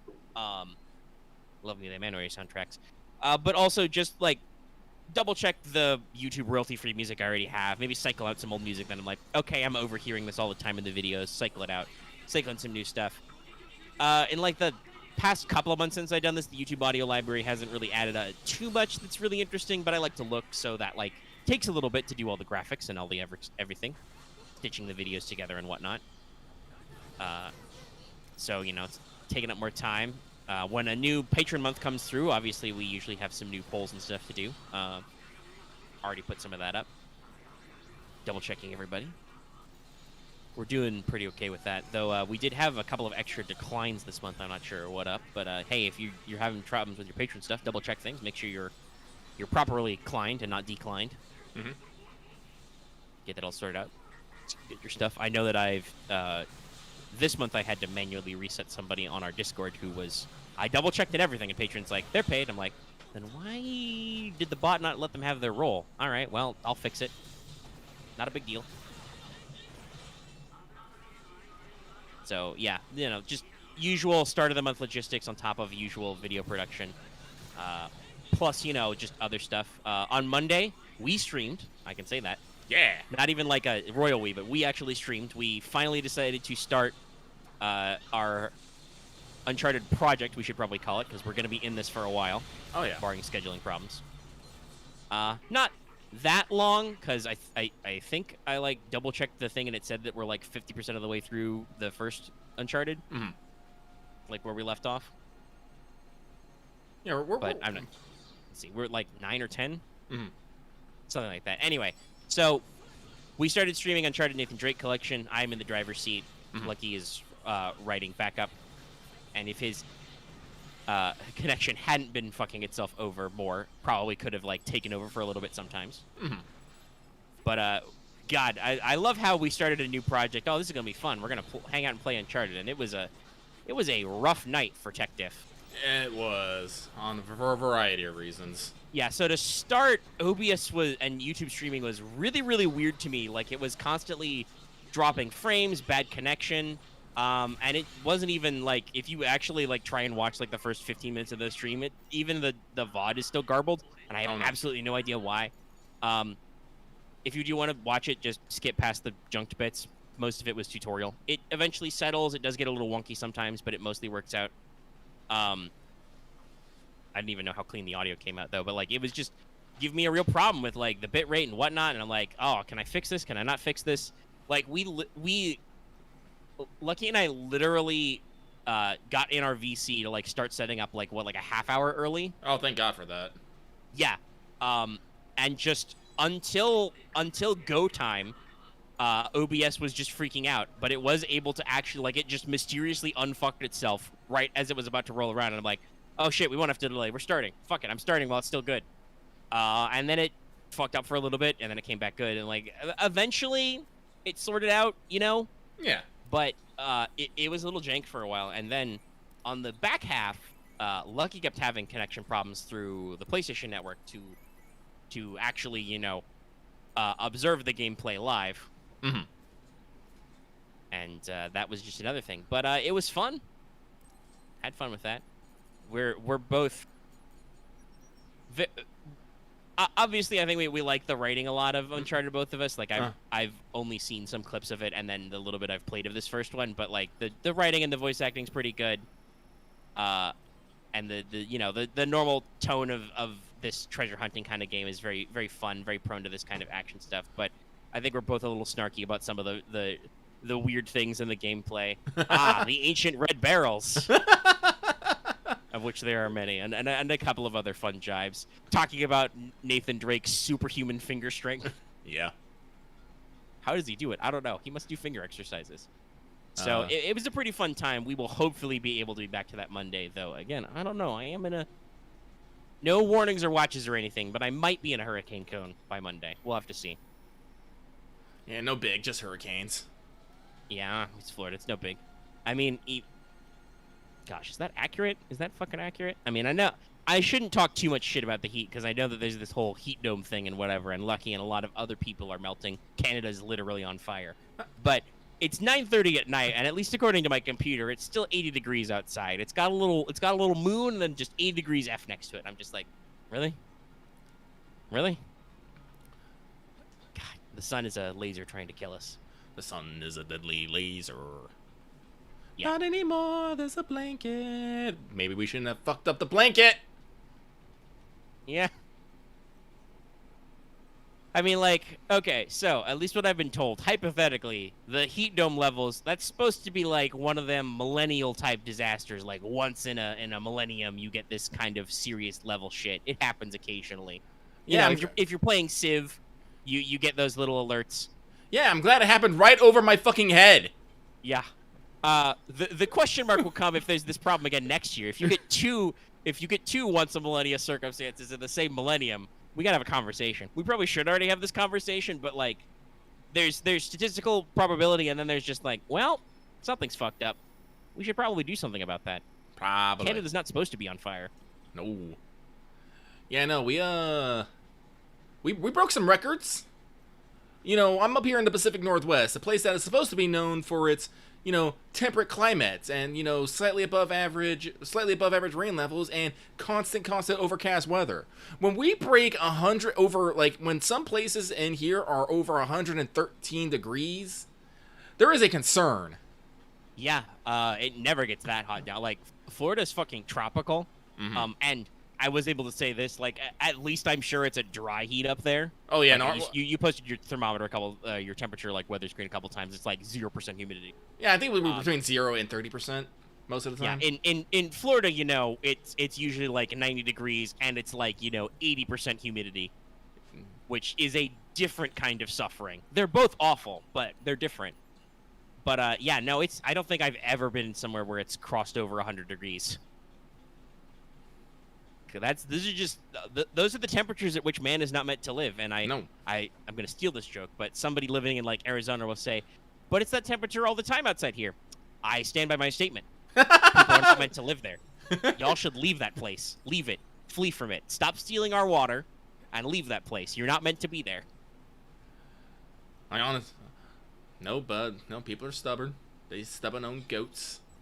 Well, and also to talk about, you know, the Pacific Northwest climate, this is something I actually heard about on news reports, which I am not super shocked by, but I do have concern because for people out there. Well, thank you for the yellow super chat, Legendary Boss Hunter.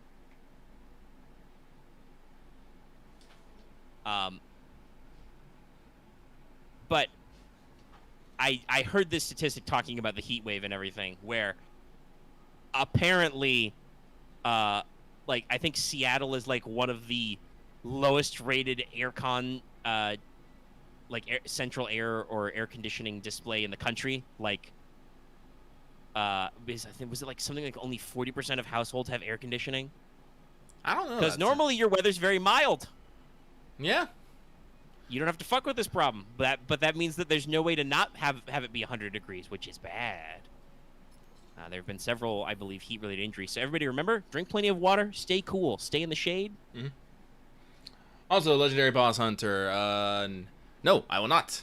Because you said some shit that I did not agree with, therefore I will now must choose to see what you have to say.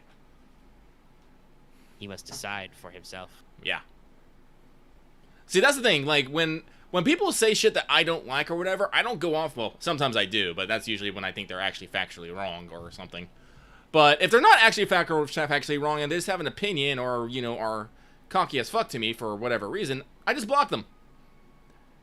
It's not to say I won't interact with them. I'm just like, no, now I have to actually purposely say, do I want to deal with this person? I did that for somebody for a little bit. Yeah. And I got then I got more annoyed by like the fact that blocking people doesn't hide them. It just is like Block block message here. I'm like, all right, Discord. Nah, I'm fine with that. Yeah, I mean, it's just different stories for different folks. Discord could probably use some different flexibility. Like, I think there did used to be a feature to, like, maybe they even used to call blocking people, ignoring them, just, like, hiding their messages from you. Yeah. Like, I was legitimately having a very dumb conversation with some people, and I'm like, I want to just, like, I'm so done with you being a nonsense to me. I want to just block you for a little bit, but it's like, do you want to block this person or remove them from your friends list? And I'm like, no, I don't really want to go that far, Discord. I just want to, like, not have to see them for a couple of hours. Discord could use some flexibility. They're very good, though. Discord's a very good service. It reminds me of the fact that, this is probably a super me problem, but, Rooster Teeth's Achievement Hunter has been, doing in-video ads, which, hey, no shame on that, you know? You gotta make that money. Gotta make that paper. I'm not afraid to sell out. Call me. But they're currently doing ad reads for Omen, who do like gaming PCs and accessories and stuff. And I just hate the way this ad starts. It's like, are you tired of randos slipping into your team chat? And I'm like, no, I have Discord. Fuck you. Omen. It's free. Like, I'm like, God, it's one of those weird ads where like it's so not applicable to you, and you're just like, I am annoyed that you're trying to sell me this when I already have this function. No, I don't have any randos in my fucking game chats. I have Discord. I could make private servers if I needed to. I already have private channels that only me and my game friends can access. Discord's a great tool. Discord's great. Skype got a lot shittier once Microsoft bought them. I'll say it. It's true. We used to be big on the Skype. Yeah, no, we did a lot of shit on the Skype. Skype used to be the primary way to do it. I think you had to, like, pay for TeamSpeak servers back in the day. Something like that. Yeah. So Skype was a great free tool. But then it got Microsofty and corporatized, and it was always really laggy and low audio quality. And Discord was just better. So yeah, Discord's cool. But yeah, it's hot. It's busy. A lot of stuff's going on. Yeah. For me, I also did actually, like, you know, our D&D session actually happened this week, and it was pretty good. We had a couple of full-blown fights. We fought people. We did stuff. I hit things. We fought a sea dragon, and we kicked its ass. Nice. And then we fought, like, some mermen with attack sharks. Literally, they had sharks as attack dogs, where we got slightly more beat up.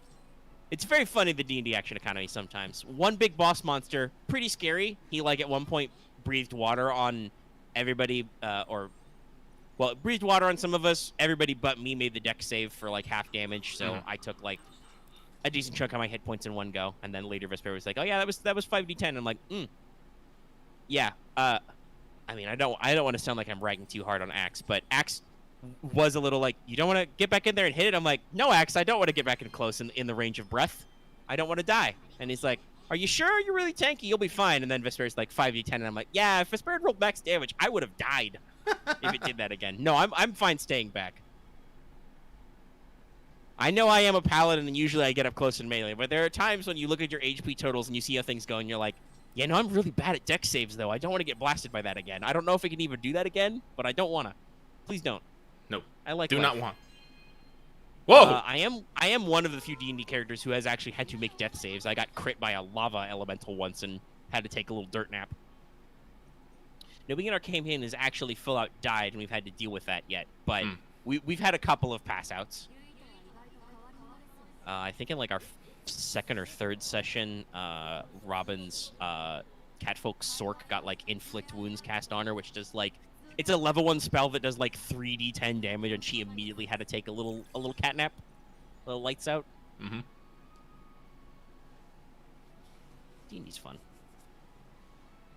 I mean, yeah, we punched through that pretty fast. It was good. We stayed. Axe, you did bring this up. We actually stayed on fucking topic for once, and we got to play some real ass D&D. We did 2 whole fights, and then we were like, hey, how many spell slots does everybody have left? Everybody's out or has like 2. We should probably, even though we're in the middle of an underwater temple, we've got 24 hours of water breathing. We should take a long rest. We should take a nap. we could use some spell slots back. I'm not gonna say no to getting my HP back. It's a very interesting picture you've got there. Well, yeah, this is the hideout where, you know, this is one of the things I like. When you give gifts, everyone has their own little space, and when you give them a gift, it shows up. Yeah, and that's that good shit. Yeah. And you can see them Manners interact. are out there. Yeah, but no, like, this picture is the team bond level. I finally got it up, so it's the guys, they're working out. Yeah, that's pretty cool. I love a little touch it. Like RPG companions are obviously kind of a big deal, you know, having the party and everything. Even tying that to D&D a little bit. I love when you get space. You get your own space to interact with people and hang out, and you can see these little details, like little cosmetics, just to remind you, hey, we've done stuff together. That's good stuff. Like, to bring it back to tabletop, like, I'm definitely, like, I'm a person, like, I'm a completely materialistic person. I like stuff. Actually, this is one of the things I'm actually going to be trying to work against, counter to with Porter and Gensakai, because I'm pretty sure we've locked that in so far. Almost. Yeah. But, like, if you go to, like, to refer to a Star Wars game, I literally have a list of just things. I'm like, no, I just literally have these on a shelf in my office. Whereas my office, I don't fucking know, but I have an office, and there's a shelf with all this weird, esoteric, evil shit. Why do I keep it? Because I remember stuff, and it's great. And I do that with, like, I do that a lot. Like, just like, yeah, no, I like having little gewgaws and doodads and stuff. Like, God, like, actually, what are some of the things I have? Like, off the top of my head, oh yeah, I have the Diadem of Dominance, like this literal evil Sith artifact that I put on a necklace, and I'm like, yes, I can add extra power to, what was it, influence and something else. Oh yeah, battle med. But you just take dark points all the time. It's like, yeah, I just have that chilling on a shelf. It looks pretty. I'm like, yeah, it's good. It's great. But And I mean, that's what that was for. It's like, hey, you know, both Jedi players are not afraid of conflict at this point, and in fact, I know Marth at least has had sessions where he's like, I'm trying to get more conflict. I want to maybe make my character be more mechanically conflicted. Well, shit, it doesn't work out. No. But yeah, like there's definitely something to that, and I like, I don't mind because I make the items, and I'm like, players may or may not want this. Sometimes you sell stuff, sometimes you keep stuff. Like from that same treasure hall was where Boots got his shotgun, the wife number 8, eponymous wife number 8. We also got the Mandalorian. Why is a shotgun named wife number 8? Would you like to know? And we had the Mando armor, got the crush guns. I'm actually thinking about I might be retiring those soon. Well, yeah, you've developed at least one of your own different set of stuff, and also you have been building your own lightsaber lately, which was wild. I know I enabled this, but just like how you were able to get everything to work out, like we've talked about it on mic, and you should listen to it. We had that was another thing that at least took me a little bit of time, was actually scheduling and writing descriptions for 2 episodes of the AP, because we had a little bit of a backlog we had to clear out. My bad. Yeah. Did I explain why that on air? I know I did it in the AP, but did I tell on WhatsApp? No, I don't think that actually came out on WhatsApp. All right, so not last week episodes, but the week before that, Lucky apologizes, but at the same time doesn't, because I know what I'm about. But during one of the for the AP, I record the video side so you can see what's happening in Discord chat. So when you see us posting snide commentary or GIFs or our rolls, you can see what's happening. Yeah. Unfortunately, this means whenever I go in Discord, that shows up, like no matter what. And unfortunately, I don't remember where, what exactly happens, but I saw like something on Twitter, and I was like, oh no, I have to fucking share this. The thing was, though, that it was kind of lewd, so I was like, alright, because we have rules about double posting, I need to go check to make sure it isn't posted. And then I went to Art Dump, which is kind of not safe for work, and then I went to Hella Not Safe for Work, which is, well, as it is very not safe for work. I mean, so, like, currently it's okay because the last 5 messages are a joke on the shortcut meme involving a literal skeleton. But in general, Hella Not Safe for Work is not that okay if you are perhaps at work. Yeah. And so it was one of those moments I realized what I'd done, but I didn't want to say it in the middle of the AP, and I was just like, oh no, I'll just fix this later. But unfortunately, I have very poor work ethic. Very poor. We'll talk about this more tomorrow, believe it or not. I guess I bet you people can wonder why. But I was like, yeah, no, I gotta like go through like 4 hours of video and find this exact spot so I can do something with it. And I did it. It took me a minute, but I did it. Yep. The only problem is after I did the edit, it took like another 4 hours to re-render because I had to re-render the entire thing just for the edit. I was like, God fucking damn it. So I had to put that off. And I think by that time it was the weekend, so I was just like, fuck it, I'll just upload them both at like whatever over the weekend. But and it worked out, and we did it. But we did it. It's one of those reasons why like AP content is kind of low effort for us, just because we game for like 4 or 5 hours sometimes. It's really hard to work with that, you know? Yeah. Like it takes a long time on our poor. Sorry, little burpee there. No burpee. It takes us a long time on our poor computers to chew through all that. So yeah, but no, we got them both out. We got caught up. We did actually have a session last weekend, so we played through both. Both are uploaded, so we are current. But I'd have to find to schedule those in and stuff, shoot all the new stuff. Yeah, but no, like I was saying, I might retire them because with the last level up, I was able to actually get my 4th rank of Iron Body, which means when I am completely unarmed, my crit rating is 1. Which... And did you pick up, or are you about to pick up the Masterful Precision Strike? Nah, I'm still like 45 away, but it's not that far. So yeah, was it Supreme Precision Strike? Yeah, Supreme is I think the. It's Master or Supreme. Yeah, it's Supreme. But yeah, no, it's close. It's close, and I already have unarmed parry, so I'm just like, like Crush Gun's giving me big damage, but like this is like what we talk about. Like sometimes like having the big damage isn't necessarily the best. Mm-hmm. Like I said, and also now that you've built your own lightsaber, that while it is not super big damage, it has Breach 1, right? Mm-hmm. So yeah. it's got the true damage factor. Yeah. You can actually be like, oh, you've got like a lot of soak or armor. I can beat you up, and you even put a fusion shunt in it, which gives you Breach 2. Yep. I think?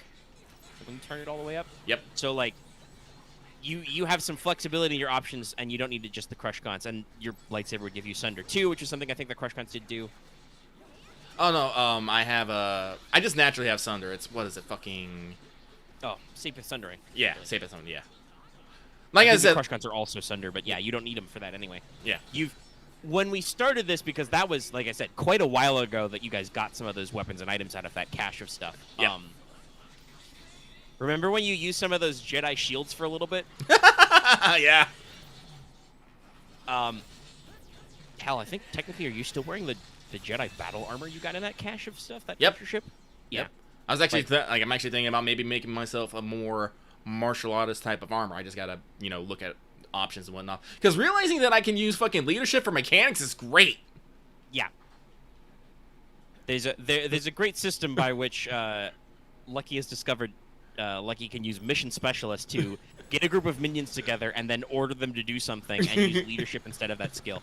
It's capped per session, but when we're doing downtime sessions, it still means you can get a couple of crafting checks in, and actually like not have to necessarily bog down the characters who are already making 5 billion crafting checks on their own to craft this for you. Like not that I think either of those players or characters are opposed to helping people by crafting, but it's still like it's yet another form of time and decisions and spending results. But we are reaching a point where you guys are good enough at your jobs and so on that crafting your own gear is pretty reliable. Yeah. I don't think he's using it yet, but Axe definitely took his crack at like crafting some like serious augmentative armor and stuff. And I know Marth has also worked out a basic armor himself. Yeah, no. Okay, so you did actually wear it. You got the ultimate version. Yeah. Ultimate. Went through a couple of iterations of stuff. We finally hooked up Boots with his vibro bayonet, so now he can stop shooting people in melee and actually do damage.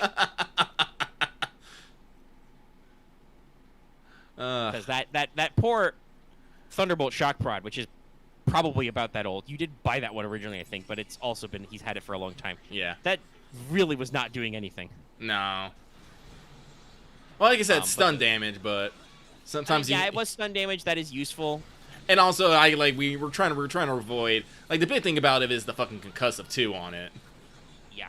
which is very nasty. It is very nasty, but we had that big talk about how concussive was kind of bullshit for the GM's action economies. We're like, yeah, let's try not to do those kind of things. Yeah, concussive in general is pretty, like, you guys may have noticed that I don't try and concuss you a lot. No. Because it's not very fun. Like, there are other ways you can kind of, like, strip down action economy or make them do stuff. Like, I talked about that before. In that boss fight you had with another martial artist, she was able to pull off a lockdown strategy where technically you could have just kept punching her, but you decided to try and get out of it, which ate into your action economy. Yeah. But again, that was my choice, though. Out. Yeah, you had options there, and I think that's a much better way to handle it than just straight up be like, you're stunned. Do nothing. Like, occasionally, concussive 1 is like good for like an interesting like oh shit moment, like boom, you've been concussed for a round, you can't take any actions, and you're like, oh shit, that was my deeps. What will we do? Quick, hide in a corner, buddy. You'll be fine. Or, oh no, our healer is concussed for a round. We might die, kind of a thing. But like, actually going over concussion like 1 is not good, and we have a house rule that we don't do that 1 crit where you are concussed for the rest of an encounter. Yeah, because you can literally do nothing. That one is, unless you've got a healer on hand to fix it immediately, you don't get actions. You can just stumble around and not do anything interesting. And like, I get what they're going for, but that is just so grossly unfun. Yeah. It's really, like, okay, I understand why for RPGs, obviously you need the mechanic of being stunned, you know, the staggered condition which concussive inflicts. And so on and so forth. And, you know, D&D has abilities to, like, paralyze people, hold person, whatever. But use them sparingly. Not being able to take actions fucking sucks. Yeah. Nobody has fun when they take a timeout. And GMs don't have fun either when you make their units take a timeout.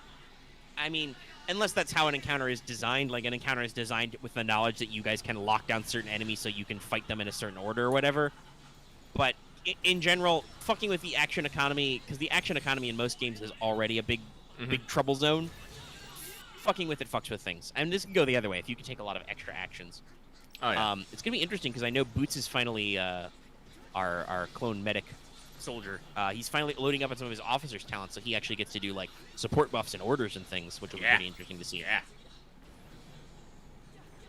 But yeah, so like, you know, basically my move is move to Crush Gauntlet, so I can still do interesting things, yet I won't, you know, one-shot a rival by accident. But, you know, still do big damage if I need to be. That's the great thing about having Enhanced with Brawl. It's like, I can force punch really hard and do a lot of damage, or I can load it up on advantage and just do a bunch of weird shit. Yeah. And since you're a couple of trees deep on the art of punching people, you've got a wide variety of funny things to pick from. Yep. But yeah, giving Boots a vibro bayonet so he can engage in melee while still holding his gun is pretty good, because it's got a couple points of pierce on it because it is a vibro bayonet. We didn't just give him a knife. No.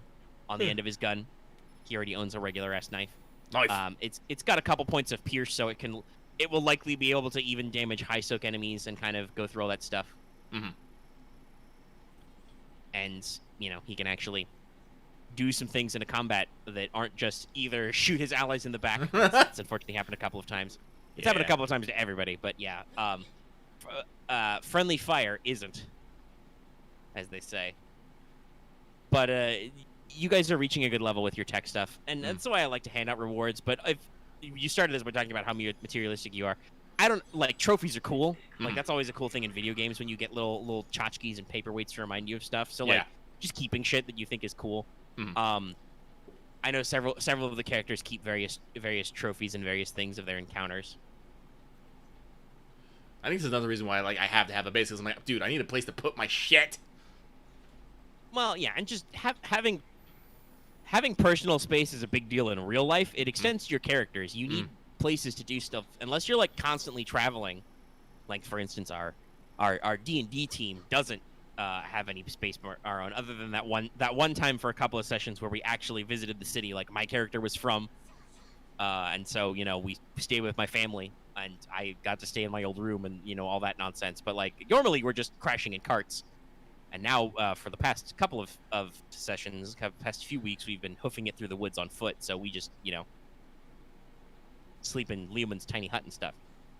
We are in where Dallas's character is originally from, but because it's a horrible ruin filled with freaky fish people, we haven't found his old apartment to crash in.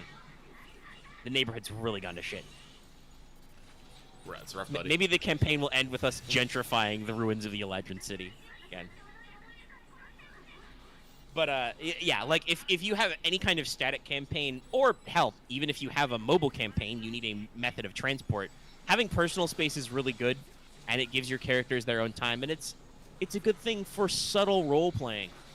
We had an interesting big long discussion in Tried Games earlier, kind of talking about like sometimes people lean a little too heavy into storytelling with D&D, and that can be weird with the mechanics. Like if you try to actively dodge combat or ignore it, you can have weird problems because D&D is mostly written to be combative. Yeah, you need XP to level up, yo. Yeah, and even if you do the milestone style thing where like you just level up when your GM thinks you should level up, you've done enough stuff, you've been this level long enough, which is probably the cleaner way to play it because your GM gets to decide the pacing that way. That means you have to have pacing, which presumably involves challenges where you increase in your level so you can fight new challenges, you know? Yeah. Like, that is the unfortunate thing. D&D being level-based, you don't get to do new shit if you don't level up. Like, yes, you can find magic items, but you've only got so many slots for those. You know, you can only so many you can be attuned to. So, like, you can only do so much cruising at the same level for too long. So you gotta get in there and do some different stuff. And I think there's a lot of things you can do that are subtle to build role-playing without going whole ham like, no, we're just going to sit around and talk about stuff, man, and we're not going to punch anybody. And I'm like, okay, but literally 80% of my character sheet is devoted to locating people to punch or punching people. So I don't know, fam.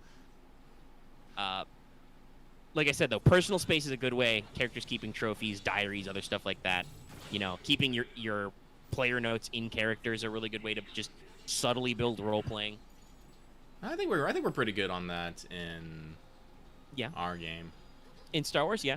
And I like to leave open-ended moments. Like we actually ended our last session with just you guys like timed it out so you got to a new place like just around dusk and was like, oh, we'll just crash here for the night. And I'm like, okay. Well, we just did all this math about what daylight is like. So actually there's about 12 hours of night. So you guys don't need to sleep all the time. What are you going to do? Oh, we'll just hang out, you know. And it was just subtle little things. If you guys had wanted to actually like role play out scenes together, we could have, though the session was obviously naturally winding down. But also it just worked as like, oh, okay, we just have quiet moments. We build small character stuff. Mm. Arma really needs to start. Arma really needs to start writing her holocron. Yeah. But yeah, no. Yeah, that's actually something. Actually, honestly, this is something I'm actually like. I'm excited for the mechanics of Jinsekai and the gear and stuff, but I think I really want to try pushing my roleplay chops in Jinsekai with Porter and whatnot. Like, because like I said, I've been putting a lot of thought into Porter, the Pork Priest. Lorwyn, as I look to Omega, and I looked at he's still just finished the Longu. I'm just like, Yeah. Hey, I did actually. It was earlier today, but I was like, man, I haven't written anything. I've got the first couple paragraphs of the Jin and Spirit section in my head. I should just put that down, which I did. Oh, I haven't looked at it today, so that's probably but haven't seen it. Working on it. Yeah, it was literally earlier this afternoon. I'm like, I got a few hours before we stream. Let's get this out of the way really quick. I still technically have a couple of adversary profiles to finish up in the Longu section, but that'll be pretty fast. I just needed the time to do them. But I was like, I have something I would like to, have to talk about if we talk about this. But yeah, like, lore's ongoing, character building's ongoing. That's good, like, if people are more interested. Well, obviously there will be plenty of, like, play testing elements. It is certainly a setting that lends itself to characterization, I would say. Oh, yeah. Like, you're playing a generic fantasy world. You've got the isekai tropes. Well, I think what you get out of that is what you bring to it, I guess. Yeah. Like, that's one of the things I really actually like about the Jinsekai setting is it's dual-natured in the fact that it's based off of modern knowledge, but yet also fantasy tropes. Mm-hmm. So you can literally have that duality of character of, yeah, you might actually know what, like, the actual world is like, but guess what? You're bound in these medieval, times and setting, and maybe those conflict in some way, or maybe you're writing it out, and whatnot. That actually is kind of like from what and scheduling is up in the air still because we don't know when or where we're doing this, but it's probably going to be after Star Wars. We'll probably do it. Yeah. Depending on writing levels and stuff, and even then I could probably cheat. I should get through all the species allies lore for one, so players can roleplay, but also so Lucky doesn't strangle me. Why is my lore the last one, Omega? He says as the life slowly leaves my eyes. I'll write it tomorrow. No, but yeah. But from what I've talked about with Dallas, his hypothetical character as a bard gambler, he's said like, maybe a little bit of a darker backstory, but not necessarily a dark character. I'm like, that's okay. Lucky's doing something similar, having some shit having happened in the past. But he's definitely been talking about how his character would probably be that kind of interplay between like fantasy tropes versus real life. Like, he says he's, and I talked about his a little, while we do prog testing and stuff, or idle hours after D&D, whatever.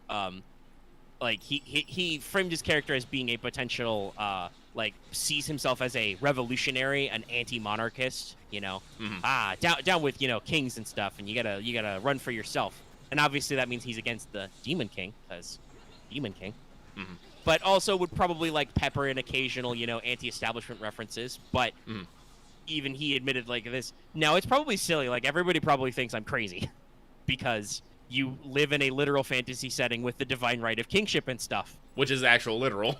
Yeah, and the borrowing the concept of noblesse oblige and like almost like the mandate of heaven type stuff. Like, and if they weren't actually noble, then they wouldn't be in charge. And obviously that's not how real life works. But when the sun is literally powered by a guy who floats around, and occasionally the sun turns off because he left his house to go do something.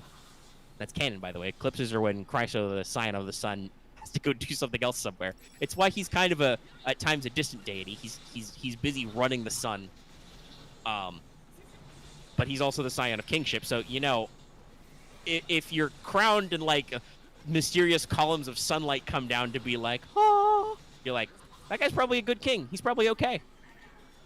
Don't know about his kids, but he's probably okay. So like, yeah, it's kind of like that interplay you talked about, where like, his character will be coming at this from one angle, but the setting will be coming at it from another angle, and people will probably, at the very least, be like, oh, if not straight up like, yo, what's this guy's problem? And that may happen for, other characters who, if they blend their real-life character stuff with their real-world character type things with their isekai setting fantasy bits. Not obviously even accounting for the extra meta jokes of, like, the mechanics are literal. The rules with a capital R are actually part of the setting. So, you can totally get your favorite metagamey casual comments about earning your XP and whatever. Crafting things. I think I deliberately, it's been a while since I read the system, but I think I deliberately tuned down the amount of time frame for crafting things, because it's like days in the fantasy splat for Genesis, and I'm like, now we're going back to hours. Because, it's a video game trope type world, so crafting is just you hit things with a hammer until the bar fills up. Plus, I added a base building system, because we're animals. We're all collectively animal people. I love these mechanics as much as Lucky loves interacting with them, so we workshopped and I developed the base building system, and I was like, that's the thing that's going to take up your super long downtime. If you've got days to kill, you can build a little castle to keep all your shit. Well, as long as Terra lets me have a spell that lets me, take my castle wherever. Yeah, let me just sink it into the earth, bring it up, whatever. Summon castle, that'd be great. Yeah, when I wrote the terrain altering spell, I was definitely like, I think that even went into the base building crafting notes as well. Like, yeah, you can temporarily build structures. Yep. And replicate them every time. Yeah. And that even though like it's called like structures and bases, some of it's simpler. Like the table starts with like the taking an hour to actually set up camp kind of a thing. Camps are important. Yeah, camping is important. But yeah, so I did do a little Gensekai writing earlier today. Just like I said, I have the initial paragraph for the section on the Jin, which most of that's like explaining like where elemental spirits come from and how they work. The idea that like spirits of elemental energy have always existed because in the beginning there was the elemental chaos, and then the Jinn Chaos. specifically come from some very powerful nature spirits who, after the Scions, you know, created the outer gates and like separated the chaos from reality and all that stuff and started making mortals. Some of these spirits were like, hey, y'all are cool and all, it's great. What are these mortal things you've got running around fucking with nature doing stuff? Are they really supposed to be in charge of the world? I don't know if I'm cool with that. I'm a volcano. He's also a dude. I'm a dude volcano, and I'm not okay with being bossed around by this scrawny little meat creature. So they rebelled, and then they lost because the Scions are more powerful than they were. Shocker, I know. And so the Scions were like, listen, we're not angry, we're just disappointed, so we're going to make you into mortals so you learn to be less assholes to mortal kind. Okay, thanks, bye. Have fun in the desert. Peace. And then just from there, I've got, like, basic biological facts. Like, Jinn are usually around the same, like, height, weight, build measure as humans. They have different, kind of, like, clans or kins based on what elemental they came from in their ancestry. I thought about doing the very D&D-esque thing of trying to make it line up with, like, classical names for various Arabic demons and Jinn, but that doesn't... Despite what D&D would try and tell you, that mythology doesn't really line up one-to-one with the four-element structure, so I was just like, fuck it, skip it. Yeah, whatever. You know. They're just, you know, whatever element kin. Though I went with wind kin, not air kin, because I was like, I don't like writing this or saying this. Wind kin is better.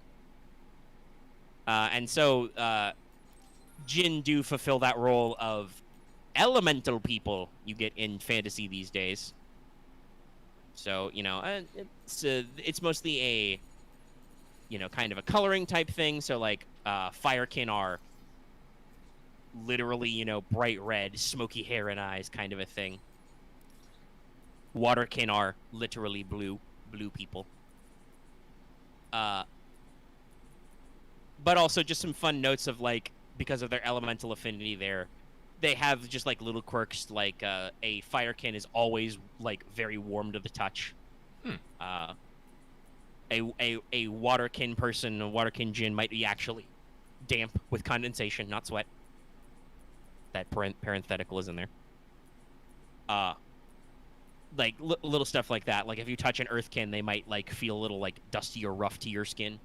Because they're just always have a little bit of elemental energy in there. And that's about as far as I got. I still gotta write down some notes on, like, basic, like, how long did they live? How fast did they grow up? Spoilers, it's probably gonna be they grow up as fast as humans, and they probably live about as long as dwarfs, like 500-ish years.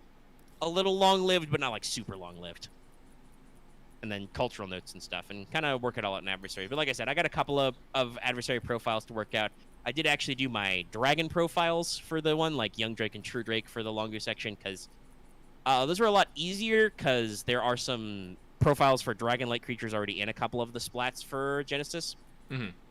So I was able to look at them and go, this is right for this one, do this, maybe drop this skill, add this skill, talk about this, you know. Oh, these actually go together. Nice. Why was I put up the Inari? Sorry, I'm fucking with Yeah. Equipment and cosmetics and stuff. Looking good. I like it. Whatever. I'll roll with it. Oh wait, no. Going like three layers deep is a little awkward, but it does. Yeah. It does all match up. Oh no! I just realized it's the same fucking thing, except it's just on top of my head instead of. Oh, it's literally the same visor. Yeah, it's just on top of my head now. I was like, oh, okay. So you could either see your eyes or not see your eyes. That's hilarious. I love it. Yeah. Okay. So that's some flexibility. I like that little detail. Ooh, actually, I think I'm gonna go with red. I'm gonna go with black. Who doesn't go with black? But yeah, I have talked a lot, but I think I've talked about all the things I had to talk about this week, other than just, you know, more about my general work press and stuff, having things to do. Still haven't won one of those tournaments in the format I won yet, so I'm gonna have to get on it and do better. Dallas has completely turned it around. He got a 3-peat, so he's done 3 back-to-back. So, oh, scary. On the plus side, it means that anybody can win, because he was on a huge losing streak for a long time, but he finally climbed out of that hole. So now just Loth needs to climb out of the hole, because he still hasn't ever won a tournament ever. Poor Loth. And I have also been on a very long dry spell in terms of overall tournament wins, and also just, God, I have so many losses. I get blown out so many times in semifinal, which is the worst time to lose, because your stats don't get any better, but all of our cool stuff in our format is for people who lose in round 1, because that's the part that sucks. Mm-hmm. But I lose a lot in the semi, so I'm like, this also kind of sucks. I gotta actually... I'm already planning on the schedule for next week. I gotta talk to Vesper, because I think Marth's gonna take a break, because I think this week, because he had a lot of technical problems on our last recording session, and it really stressed him out. You may even have seen him talking in Secret Tabletop. He's been having, like he had a lot of problems with, like, VC lag and stuff. Mm-hmm. Hopefully that is better by Sunday. Otherwise, we may have to skip this week. We'll see. I think it got better as the night goes on. We'll see how it shakes out. But, like, he was like, it was kind of stressful. I want to take a break off. So I'm like, I need to take a week off. So I think I'll take one of the buys, and then the question is if I want to, how things should shake out. Like, I think Vesper would probably get the other buy. But I need to ask Vesper if they would prefer the buy or not, because in our first round we're doing matches now, so you do best of 3. But if you get a buy, you get to side deck immediately in round 2, and your opponent doesn't know what deck you have. So I would have to talk with Vesper if they would prefer, because Vesper is also on a similar dying streak to me. Vesper actually has one more loss than I do, but their stats are better because they did better in earlier formats. Vesper usually gets blown up in finals. That's their curse. We have a lot. I've talked about this before. We have a lot of stats. Martha and I compile a lot of internal data on the Prog series. Doing math, talking about stuff. But yeah, I need to talk with Vesper what their preference is. If they would prefer to do best 2 out of 3, or if they would prefer the power of blind side decking. I mean, it's true. Vesper does job some weeks. This is a comment from Patron Chat from Robin, the ghost of our format. Hypothetically exists. Will probably join us someday. Vesper pinions wildly from playing high-speed, low-drag meta decks where we die, and playing awful decks like Mystic Shineball Turbo, which are not good. I mean, you know, if you're having fun, you're having fun, but that's how it is. I usually have fun with my deck building. I'm just super cursed.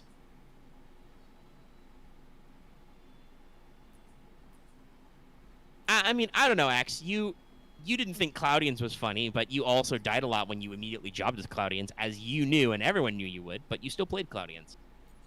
Glass houses, bro.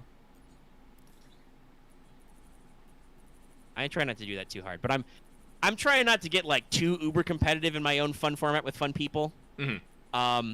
But I'm also like, God, it's been so long since I won a fucking tournament. I had, like, 3 of these back-to-back almost. Like, I think I was, like, 2 weeks...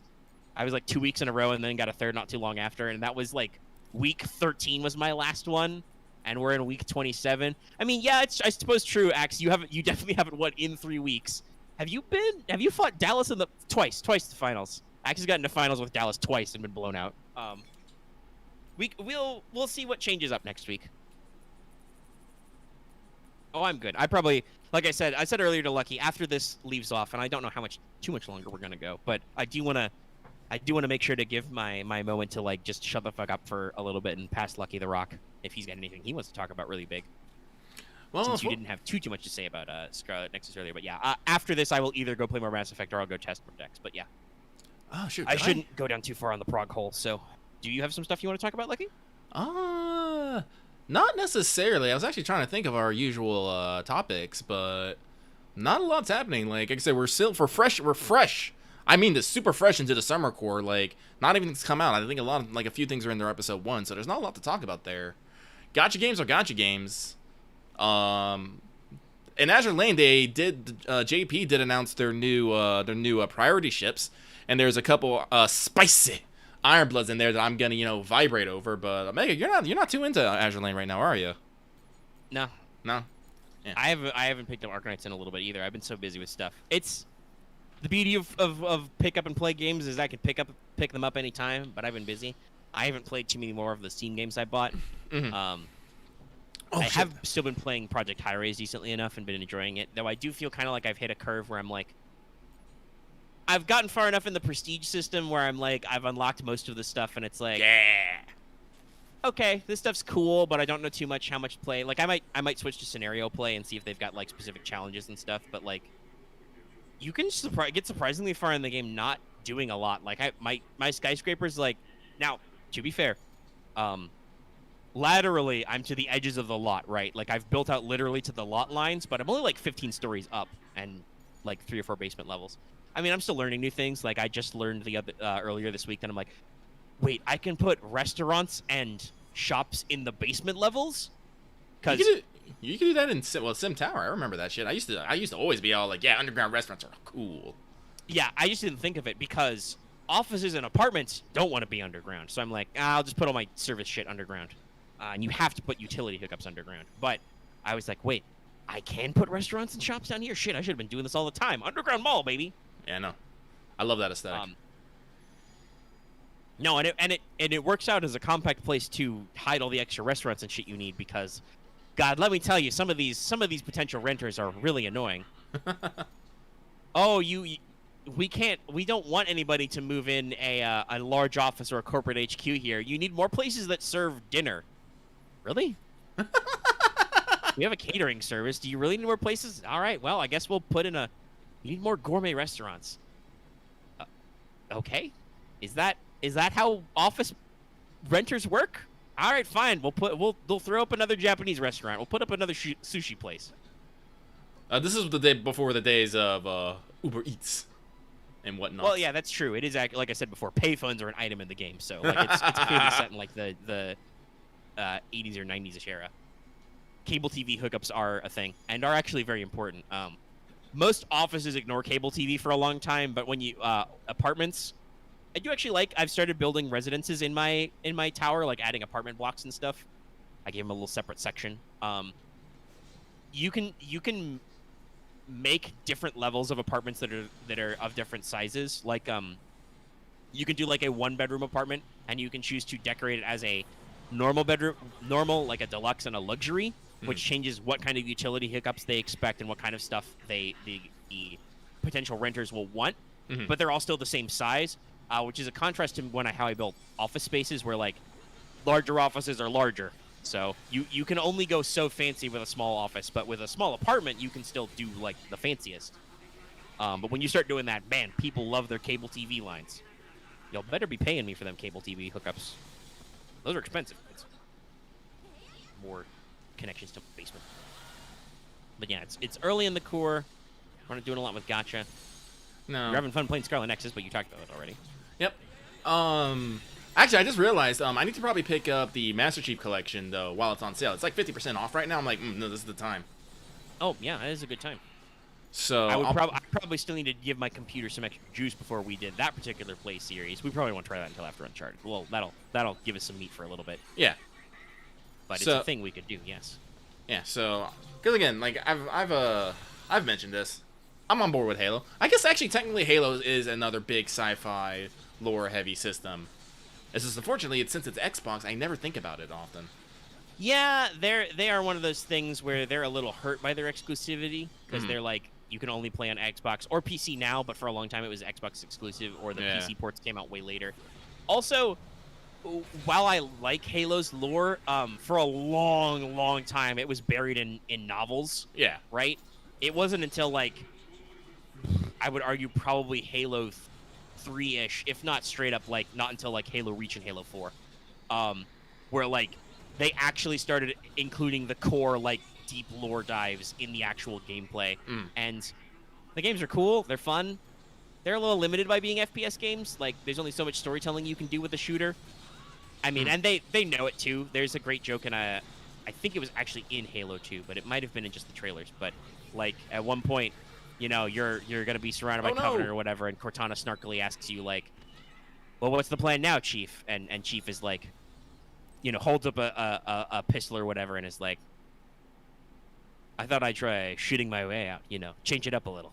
Like, Halo has a great dialogue, and Master Chief and Cortana is what I meant to say. They have a great banter.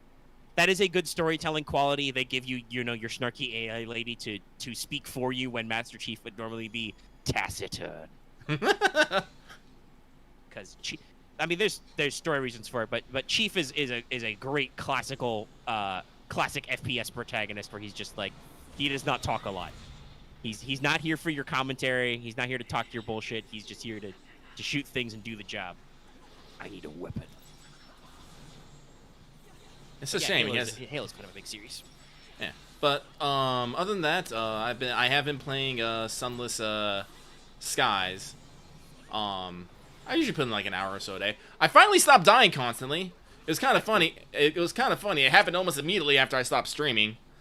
Like since the week that I played it for on What's Up last week to now, I've only died like one time. I've just been running the same ship. I'm just all like, was I cursed? Was I just fucking cursed by an audience? I don't fucking know. I mean, I'll be real. The camera is Satan. Like we see this so much with progression. Like people will be playing perfectly fine, or they'll have great pack openings. You put a fucking camera. Like we have people start streaming their pack pulls onto our Discord server and stuff. Like the moment you do that, or like me all the time, I'll build super fun decks. They do all the best stats like against people and everything. The moment you turn on the fucking camera, oh, I've drawn the exact 5 cards that lose me the game and I can't play. I die, you know? Like, the camera is evil. Loth knows this the best. In test games, Loth will, like, drop combos and kick my ass, I'd say, at least 50% of the time, if not better. Turn on the camera. I have drawn a brick. I'm dead. Sorry, I can't. Loth, I don't want to fake your accent for you, okay? Like, the cameras are a thing. You know, so I've been playing Sunless Skies. I kind of feel bad for Sunless Seas because I don't actually know if I'm ever gonna fucking That caught me by surprise. I'm watching the preview now. I'm waiting for the moment. There it is. You didn't even get hit. There was a drive-by unicorn narwhal, man. But yeah, well that's probably why I didn't scream like super hard. It was more of a surprise than oh no pain. But so I'll probably pick up Master Chief Collection because it's like $19.99. That's like what, 5 games? 1, 2, 3, ODST, and 4. Reach is not in. That's 5. Yeah. Oh, okay. Reach is the default if you buy the Master Chief Collection. Yeah. Okay. But if you buy the whole thing, you should get everything. Yeah, the $40. I think you can like buy individual games for like $10. I don't know. You'll see it when you do Steam. Yeah. I've got everything, but yeah, it's one anniversary, 2 anniversary. Halo 3 ODST, Reach, Halo 4. Alright. So, I'll probably pick that up before the sale ends.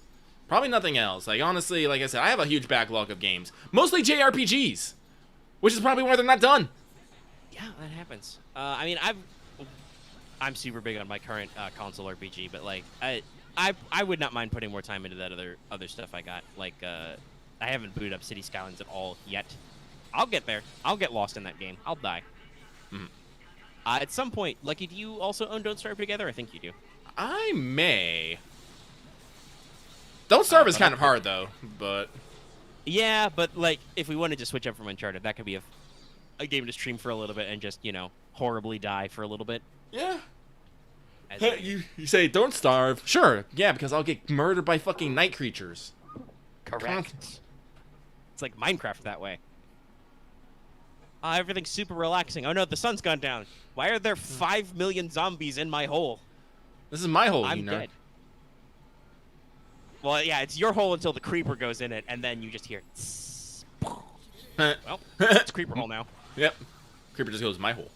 I'm gonna make this hole bigger. This is my hole. It was made for me. But... Kablam. Let's see here. So... You got to talk about card games. We talked a little bit about... Oh, that's Pain Peko. Talked a little bit about traditional games. I brought up Gensekai again, like I always do, because I really like it. Nothing in gacha, nothing in anime. We actually had a good video game talk. Like, honestly, like, the more I think about it, the heckin', it was a good Mass Effect talk. Good Mass Effect talk. Got to talk about Scarlet Nexus. Talk about what we're doing tomorrow. Let's see here. I really don't have anything to mention about the Final Fantasies. Oh, but I will say they have announced that the Pixel remaster is available for pre-order. I want to say. I know that's on. I saw that. Did I see that on Steam? I think I did. So that apparently Yeah, is they're coming to Steam and mobile, so. yeah. So not too long about that. I don't know if I'm gonna pick that up. Like I probably should. Like I like Final Fantasy. I would even say that I'm a Final Fantasy fan. But like I haven't played any of like the old classics. Like All right, I did a quick search. July 28th, the Final Fantasy Pixel remasters will come out. Yep. Okay. Like I like Final Fantasy. I would say I'm a fan, but like I've never played. I played 2 games from like the old console. I played Legends 2, which was on the Game Boy, by the way. That's probably a series that a lot of people have not heard of. And I played Mystic Quest, which was on the Super Nintendo. But you know, it's not one of the it's not one of the mainline Final Fantasy entries. It's one of those weird offshoot ones. So Yeah. I tried to play because at some point they re-released like all of them on GBA. Mm-hmm. And I tried to play all of them, but I don't think I ever got very deep because I mean it's been, I'll say it, I was playing on an emulator. Because it was hard. It was easier to emulate games than to track down individual GBA cartridges sometimes. I know that life. Like what? Listen, once Walmart doesn't have it anymore, what the fuck do you do? What do you do? Internet? Well, I couldn't go on internet back then because this was still in like early broadband dial-up days. But yeah, no. I mean, I wouldn't mind playing them, but I don't know. I mean, on the one hand, it's a. Oh no, okay.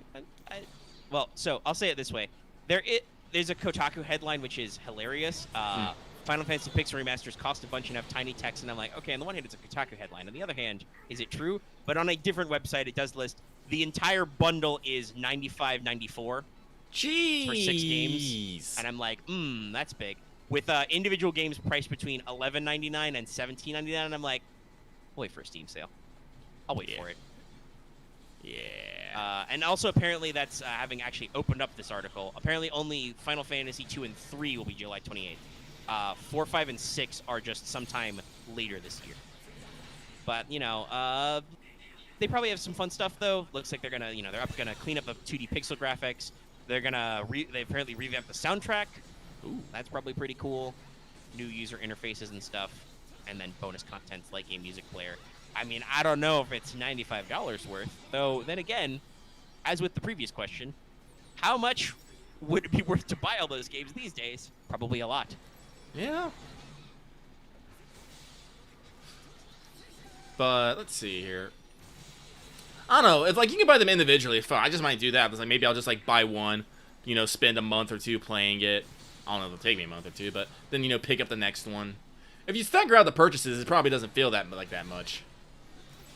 Yeah, no, like if they're you know, $10 to $20 ish, undercut a little. That's probably not too much on a monthly basis. It's just the pre-order bundle of all 6 is a little bit of a sticker shock. Yep. You need to pay $100 for these? It's a little bit much, Square. Yeah. Square, I love you. Never mind that I've probably, if you count up every single time I've bought Final Fantasy VII, it probably does clear $100. Probably, yeah. I like that game. Fuck, that's right, I've got the Integrate update. I need to buy the Yuffie DLC and play that again sometime. Get that story. Play the new story, check out the new graphics features and stuff.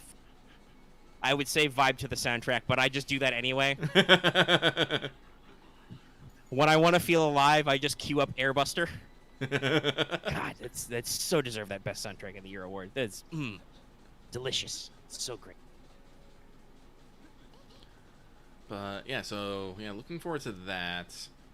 We probably got more games coming out this summer. I really need to work on clearing. This is one of the reasons why I'm so focused on this game right now. Is like, no, I need to actually beat this game.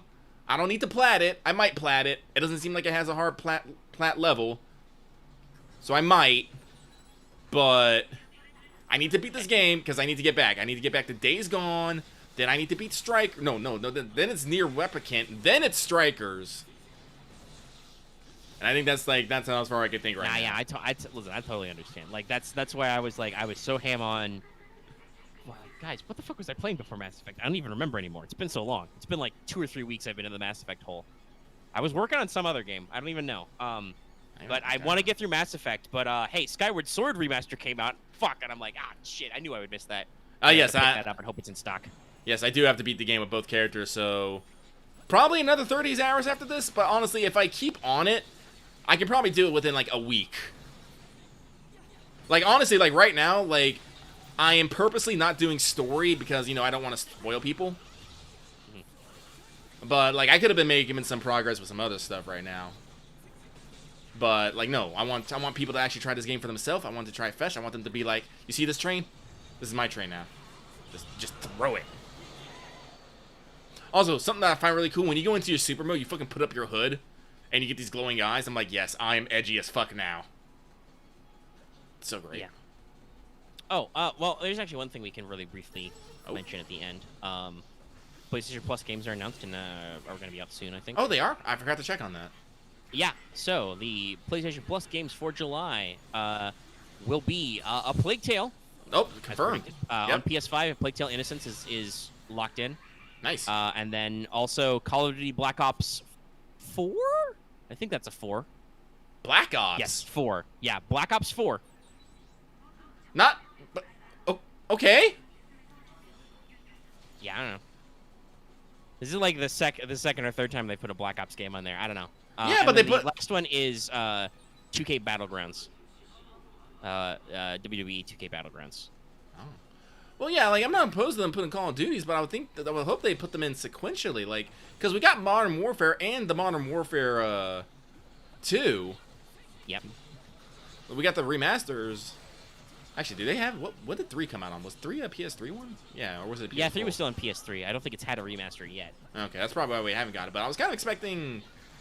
Well, I guess no, that makes sense because they have to go to PS4 games, and I don't think.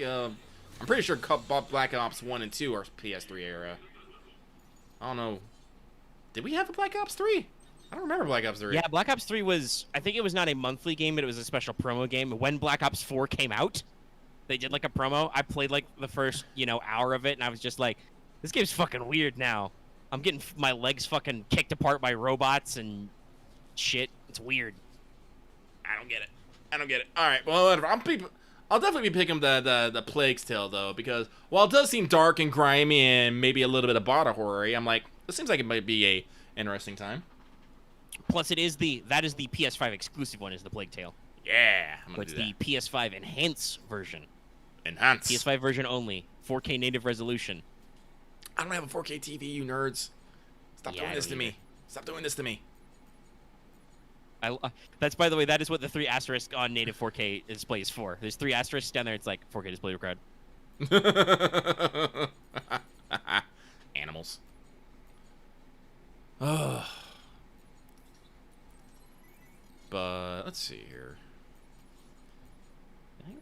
Why did I open a second instance of Twitter? What's wrong? I only need 1 instance of Twitter. It's already sucks my life up enough. That's not actually true. I'm not, unlike some people, I'm not really a Twitter fiend. I just usually have it open in the background and I scroll and check, and then I just ignore it. I'm trying to avoid looking at the screen. I'm playing the game. Playing a game. Must play a game. Focused. Focus. I mean, Lucky, you'll be happy to know. That's not true, by the way. I'm being sarcastic. There's apparently an underwater pipeline fire in the Gulf of Mexico, creating some sick glowing underwater firelights, which people are comparing to Cthulhu and Godzilla. Cool, but no.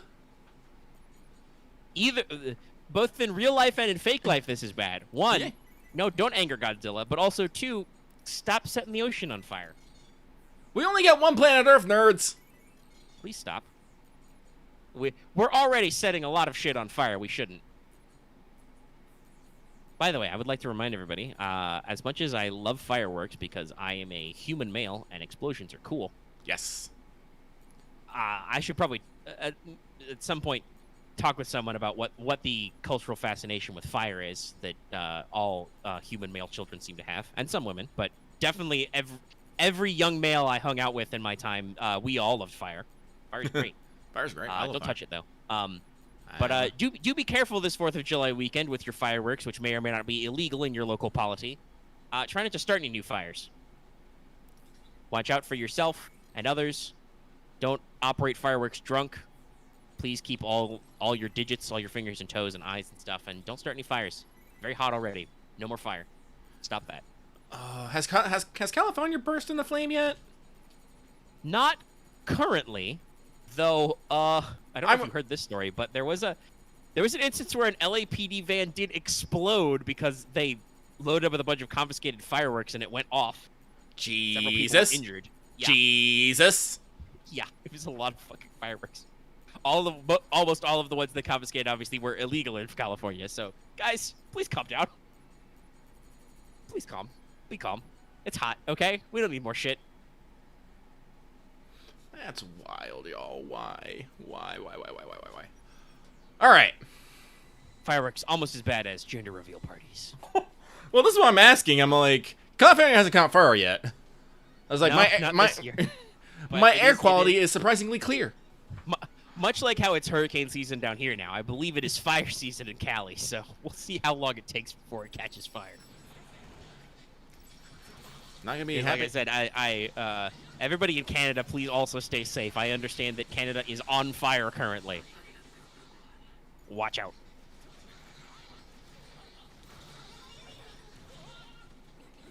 Oh, we live in interesting times. Isn't that a curse or something? Mm-hmm. Something like that. That's good. You got some rain. But let's see here. Well, I don't know what's better. I don't know what's better or worse. What's worse, interesting times or boring times? Well, it probably depends. Are you forced to be bored? Because if you're not forced to be bored, you can always make anything interesting. That's true. Interesting times has that kind of wordplay, kind of like, ominous thing where you can be like, may you live in interesting times, and you think it's a good thing, but then it's like, oh fuck, everything's on fire. This sure is interesting. No, my hubris, like that gypsy woman said. Oh no, my hubris. Sorry, I'm just thinking about every Greek epic. Yes. Speaking of which, it was Persian this week, but OSP did put out a Myths video. You should go go check it out now. See the legend of Johnny Snake Soldiers. What? He's a guy who has snakes on his shoulders. He's not actually called Johnny Snake Shoulders. Oh, okay. I was about to fucking say. I was like, Red's nickname for him. And if you don't think that Red drawing a guy who has literal snakes coming out of his shoulders, she doesn't occasionally make sure to make that fucking adorable. You're wrong. It's great. It's pretty good. It's pretty good. Anyway, Omega, what's the mission clock at? Well, we've been streaming for about 2.5 hours, and that's about the same. I only took like a 2-minute break, so yeah, we've been going for over 2 hours. Oh, I would like to make it it's a 10 solid... o'clock at night. I would like to make it a solid 3, but I don't think I got anything else. Yeah, I have nothing I really want to intensely talk about. Knowing us, we could make some shit up for like 20-ish more minutes, but it may just be better to cut it off. Nah. It's a good trait to know when to carry on, but it's also a good trait to know when to stop. Stopping is important. Yes. So, I think we can call it there. Alrighty. Well, then, we shall wrap this up, as Lucky will get kicked by a Venusaur on stilts. You know the flower on top of that is the fucking Raphicela, Yeah, but it's also the Venusaur flower. It's funnier that way. We're not kidding, though. The enemy design in this is something. Wow. It's wild. Thing. But yeah, let's go ahead and wind on down and wrap up the show. And once again, remind everybody that we will be live tomorrow for Let's Talk. We're gonna watch the video premiere and talk about all the anniversary news. Because they're doing an early maintenance, if they open it up like right after they stop or whatever, we may actually like do on air like GSSR and shit. I still have my paid sync ports. I'll have to get some, but that ain't gonna be a problem. Especially not because it's half price now. Yay! Yay! And we get full 11 pulls. I will probably not dump my quartz for DaVinci on air. I like you guys, but also I don't want to jinx anything. Camera's cursed. I'll do it away from a camera. In the privacy of my own home, late at night when my mana is at its peak. But yeah, so we'll be streaming about the usual time we stream. What's up? We'll do Let's Talk FGO live. We will still have like regular segments. We will do some form of mailbag. I don't know how much mailbag we'll do because, we'll be starting at a certain time and it'll be after we do coverage of the stuff that just happened. But some form of mailbag will still happen. We'll still have some news. Some stuff did happen over at JP. It'd be a great time. Come check us out. And so, if you're watching this video on YouTube, be sure to give this video a like if you liked it. I see that there's about 16 of you watching concurrently, allegedly. There's only about 7 likes, so somebody's slacking. Under 50%. Get those numbers up. Those are rookie numbers. Always be liking ABL. But you can, of course, obviously live chat with us when we live stream. You can leave comments on our videos as well. Even if they're post-live stream, you can still leave comments if you watch the VOD. You can also join our Discord. The link is, as always, in the video description and on our channel page. Talk with others, friends. Share your GSSR polls with people. Cry together. Laugh together. Get free internet hugs. It's great. Join us. I'm probably going to have to slap Dallas again. He's going to get something stupid again. On the other hand, maybe because Dallas has been winning Yu-Gi-Oh, his FGO gacha luck will be shite. We'll see. We'll see. We'll see what happens.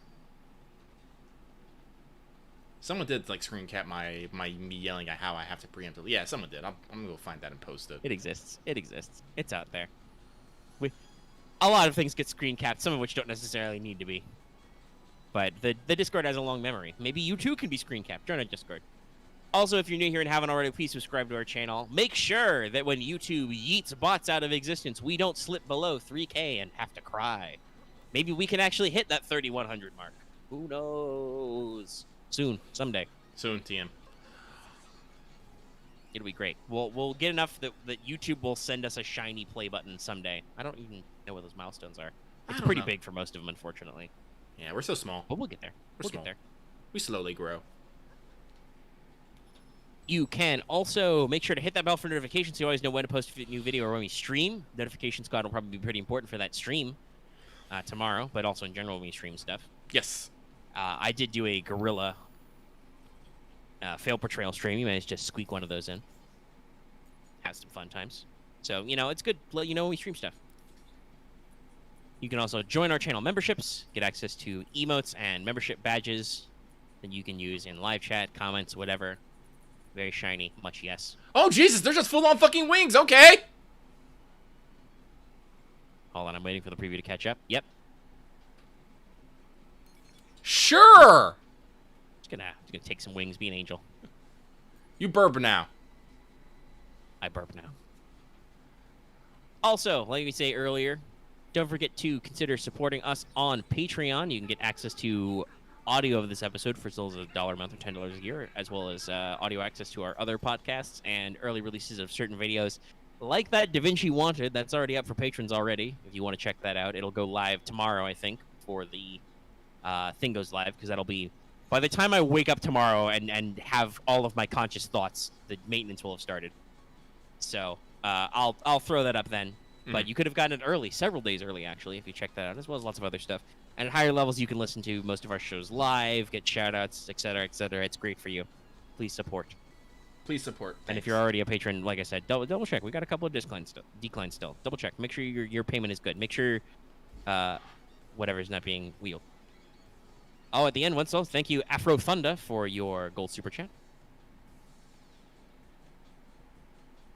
Well, Lucky, is your ride fixed? No. Did I tell you how fucked my fucking wheel is now? No, I don't think you've been asked a couple of times and just said no. I don't think you've talked about how fucked up it is. All right. So, as a closing note, let me explain why I haven't been able to fix my wheel. So, on my electric scooter, the wheels are they're tubeless, airless wheel. Well, they're not airless, but they're tubeless wheels.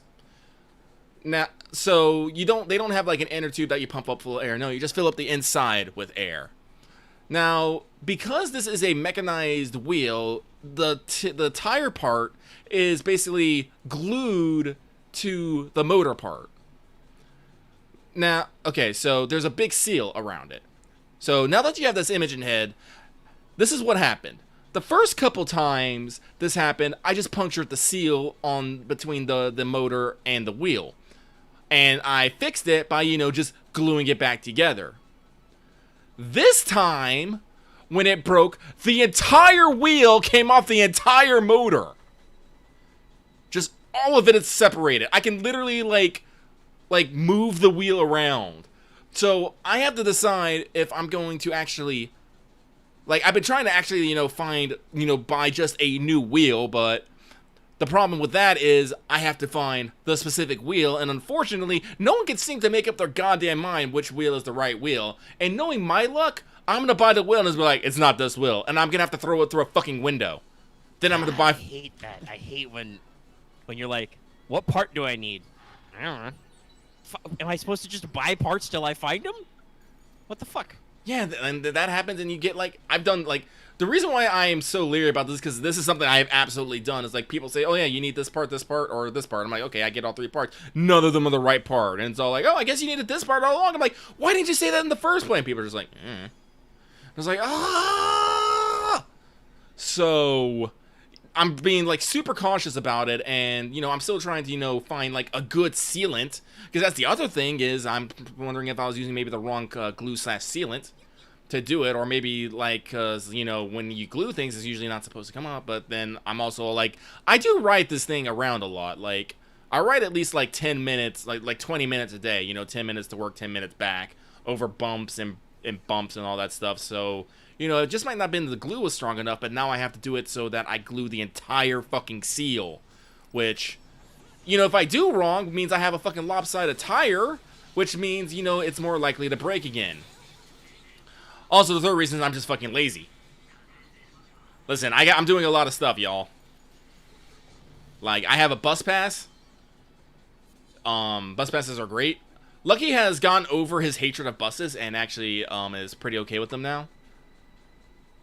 It's specifically because back when I was a lot younger, the buses used to be a lot more chaotic.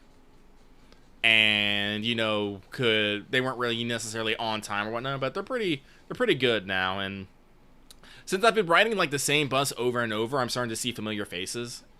I'm starting to, like, make, I wouldn't say they're friends, but, they're, like, bus friends. Like, when we're on the bus, we're all cool and stuff, but if we get off the bus, we don't know each other. Who's this nerd? Like, same with the bus drivers, like, I'm starting to chat with them.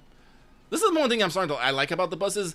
Buses let me interact with people, but, like, not necessarily, like, for a long time, which I think is great for me, because despite my attitude and how I act, Lucky is very much an introvert. I don't have all the energy to be dealing with people all the day, but, like, spending 5 minutes on the bus, like, no, this is the right amount of time. And it also makes me remember, to be human, to talk to people, which is weird, because, everyone's glued to their phone nowadays, but you'd be surprised how many people you can get into a conversation. Like, there's this one girl who, like, we talk at the bus stop. I talk with, like, 2 of my bus drivers. There's a picky person occasionally see on the way home. I was like, yeah, conversation. I know how to talk to people. Cool. I can talk as a human does. Exactly. But no, my damn tire is it's not necessarily that I can't, it's not that I'm unable to fix it. It's just I don't want to mess up. I want this fix to be the last fix. So that means either finding the super solvent, or not, the super sealant, excuse me, or finding the new tire, both of which are being a mite more difficult than I want, and I'm not necessarily investing 100% of my time into fixing.